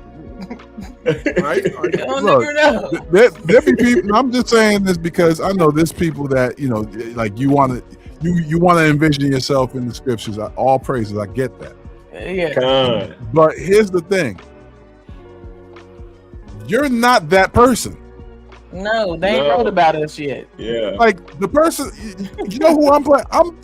I'm playing the voice of the Most High. I am not him. Nowhere near. Like, look. Imagine how much weight that is. You know what I'm saying? Like, come on now. Man. So you know, I had to go all out to represent. But the thing here again is, like, here's the thing. Go beyond your ego and think this is for the Most High. This entire thing is for the Most High. Yes. Like, if I had to play something completely insignificant, then that's what it is, but I'm doing it to the esteem of the Most High. I'm not doing it for my own ego. That part. So just want to put that out there, family. I know some of y'all, like, emotions are emotions, but still, like, if we ask you for help, that's because we trust you with that. At the same time, then again, you know, maybe if we ask for help and you give us this answer, perhaps that's what's on your heart. I don't know. I know it. You know, that's facts. Hey, it's facts. Like I had to do, like, for me, for instance, like I narrate, right? Yeah. I'm not Lawrence Fishburne. I ain't Morgan Freeman. You know what I'm saying? Yeah. But I'm gonna do it. From the Allstate commercial. What's his name? Exactly. Who are the one voice? The Navy. Yeah, him. Yeah, ain't him. the proud, the Marines. I ain't got that type of voice. You feel me? But you know, I know what I'm doing is a good thing. So I'm pretty sure a lot of people hearing and say, "Hey, I like the way he's narrating this. I like his voice narrating the scriptures." You know, I just pray to the Most High that everybody like my voice. But I had to do Lamech. Then I had to do Hasatan in the garden. I ain't saying it was Hasatan, just in case somebody heard that and then they want to say something to me after. Might not get that until Tuesday. Look. Well, he said it was Hasatan. I know. He said Hasatan was in the garden. Like, hold on now. But I had to do the serpent in the garden. I did, like I said, I had to do Lamech. I've done Adam. I just had to forget about Adam. I had to do Shechem because one of our brethren didn't want to do Shechem at the end of it because of what you were just talking about. They look that's why I know they must have not really studied that that part of the scripture. You know, they just they didn't. I actually spoke to him. Oh, okay. You know, he's younger. He's a younger guy. He's a younger Aki. And it's something that he didn't in-depth study on. So he didn't understand where we was coming from when we approached him about it.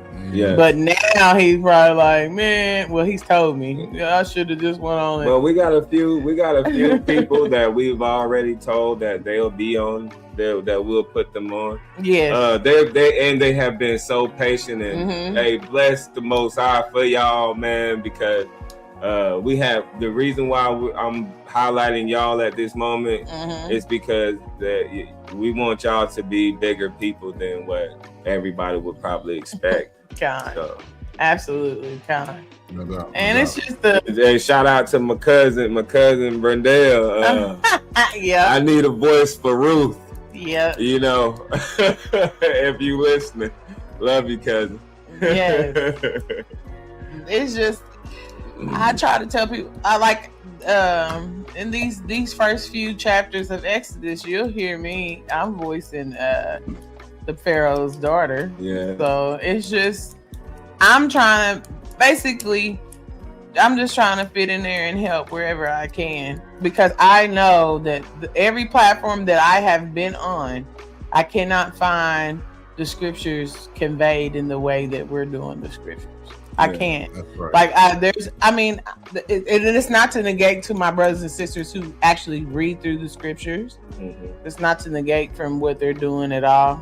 But I'm talking about as far as a dramatization of the scriptures by us.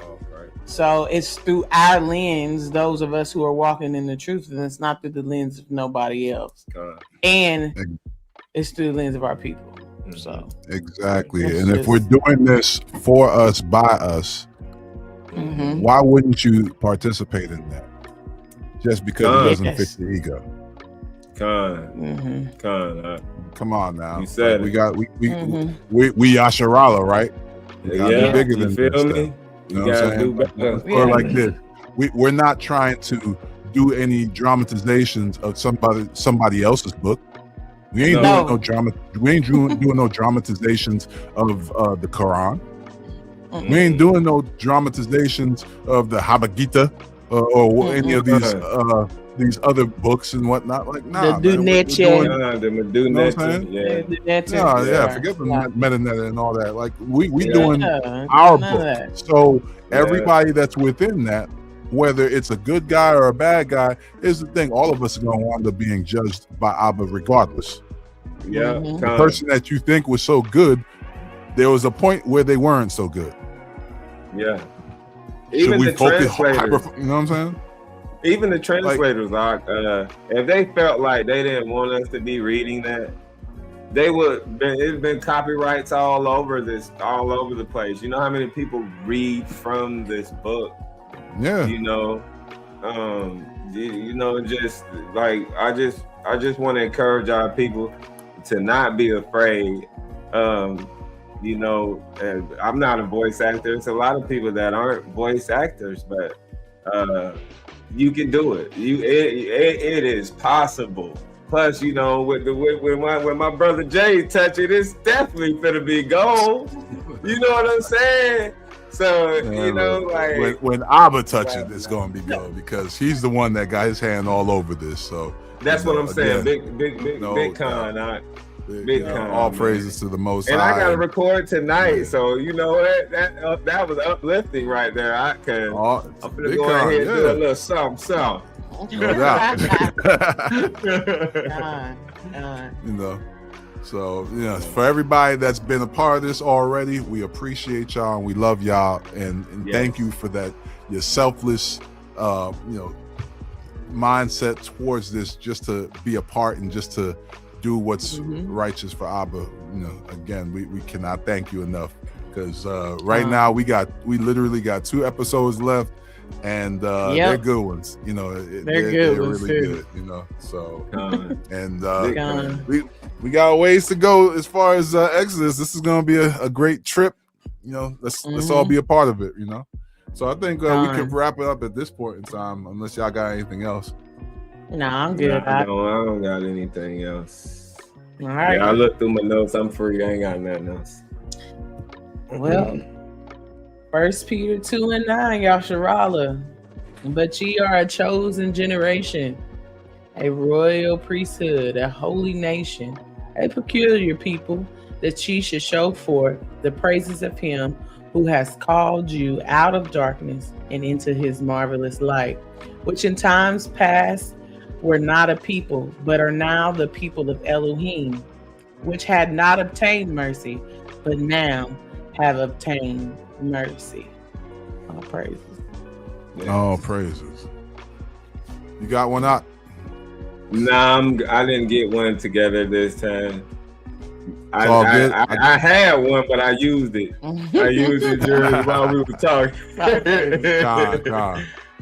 right, family. Well, I got one. Jeremiah 33, and I'm going to read from verse 25 and 26. Okay. And it reads, Thus says Yahuwah, if my covenant be not with day and night, and if I have not appointed the ordinances of heaven and earth, then I will cast away the seed of Yaakov and David my servant, so that I will not take any of his seed to be rulers over the seed of Abraham, Yitzchak, and Yaakov. For I will cause their captivity to return and have mercy on them. All praises.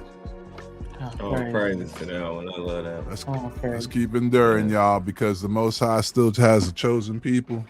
We are them. Yeah. All praises. All right, family. Let's go ahead and end this how we normally end this, and that's with a prayer. With a prayer. All praises. Abba Yah, the great I am that I am, Ahaya Shahaya, Abba, we thank you yet again for another beautiful day, another day to come together and break bread, dive into your word, and bring out these scriptures. And Abba, we're thankful for just using us as vessels to do this work. We're thankful for the brothers and sisters who are listening in, whether they're listening live or listening on the replay. We're thankful to those who are listening to the recorded portion of this as well and who are inspired by it. We know that this is different from what others have done. And Abba, as much as we were grateful for what others did before us, we're thankful for what we're doing right now for you. And I pray that through this work, through the brothers and sisters who are engaging in this, first and foremost, Abba, I pray a double portion blessing upon all of their households. Secondly, Abba, I pray that you continue to use them in all various ways that you have led to use them for the kingdom, to help inspire people, to help bring about the understanding of the truth, to cut through the lies and bring the truth to the forefront, because it's about that time. We're thankful again for all that you do for us today and each day. We pray that the seed has been sown in fertile ground and that you get the increase. And we ask all these things in the name of your son, Yahusha, Yeshaya HaMashiach, Aman wa Aman, And so be it. So be it. All right, family. Wake up, Yasharala. Wake up, Jacob. Next week. Keep sharing. Yes. Keep sharing. Yes. You guys spread the word. Allow people to wake up. Shalom, y'all. Shalom.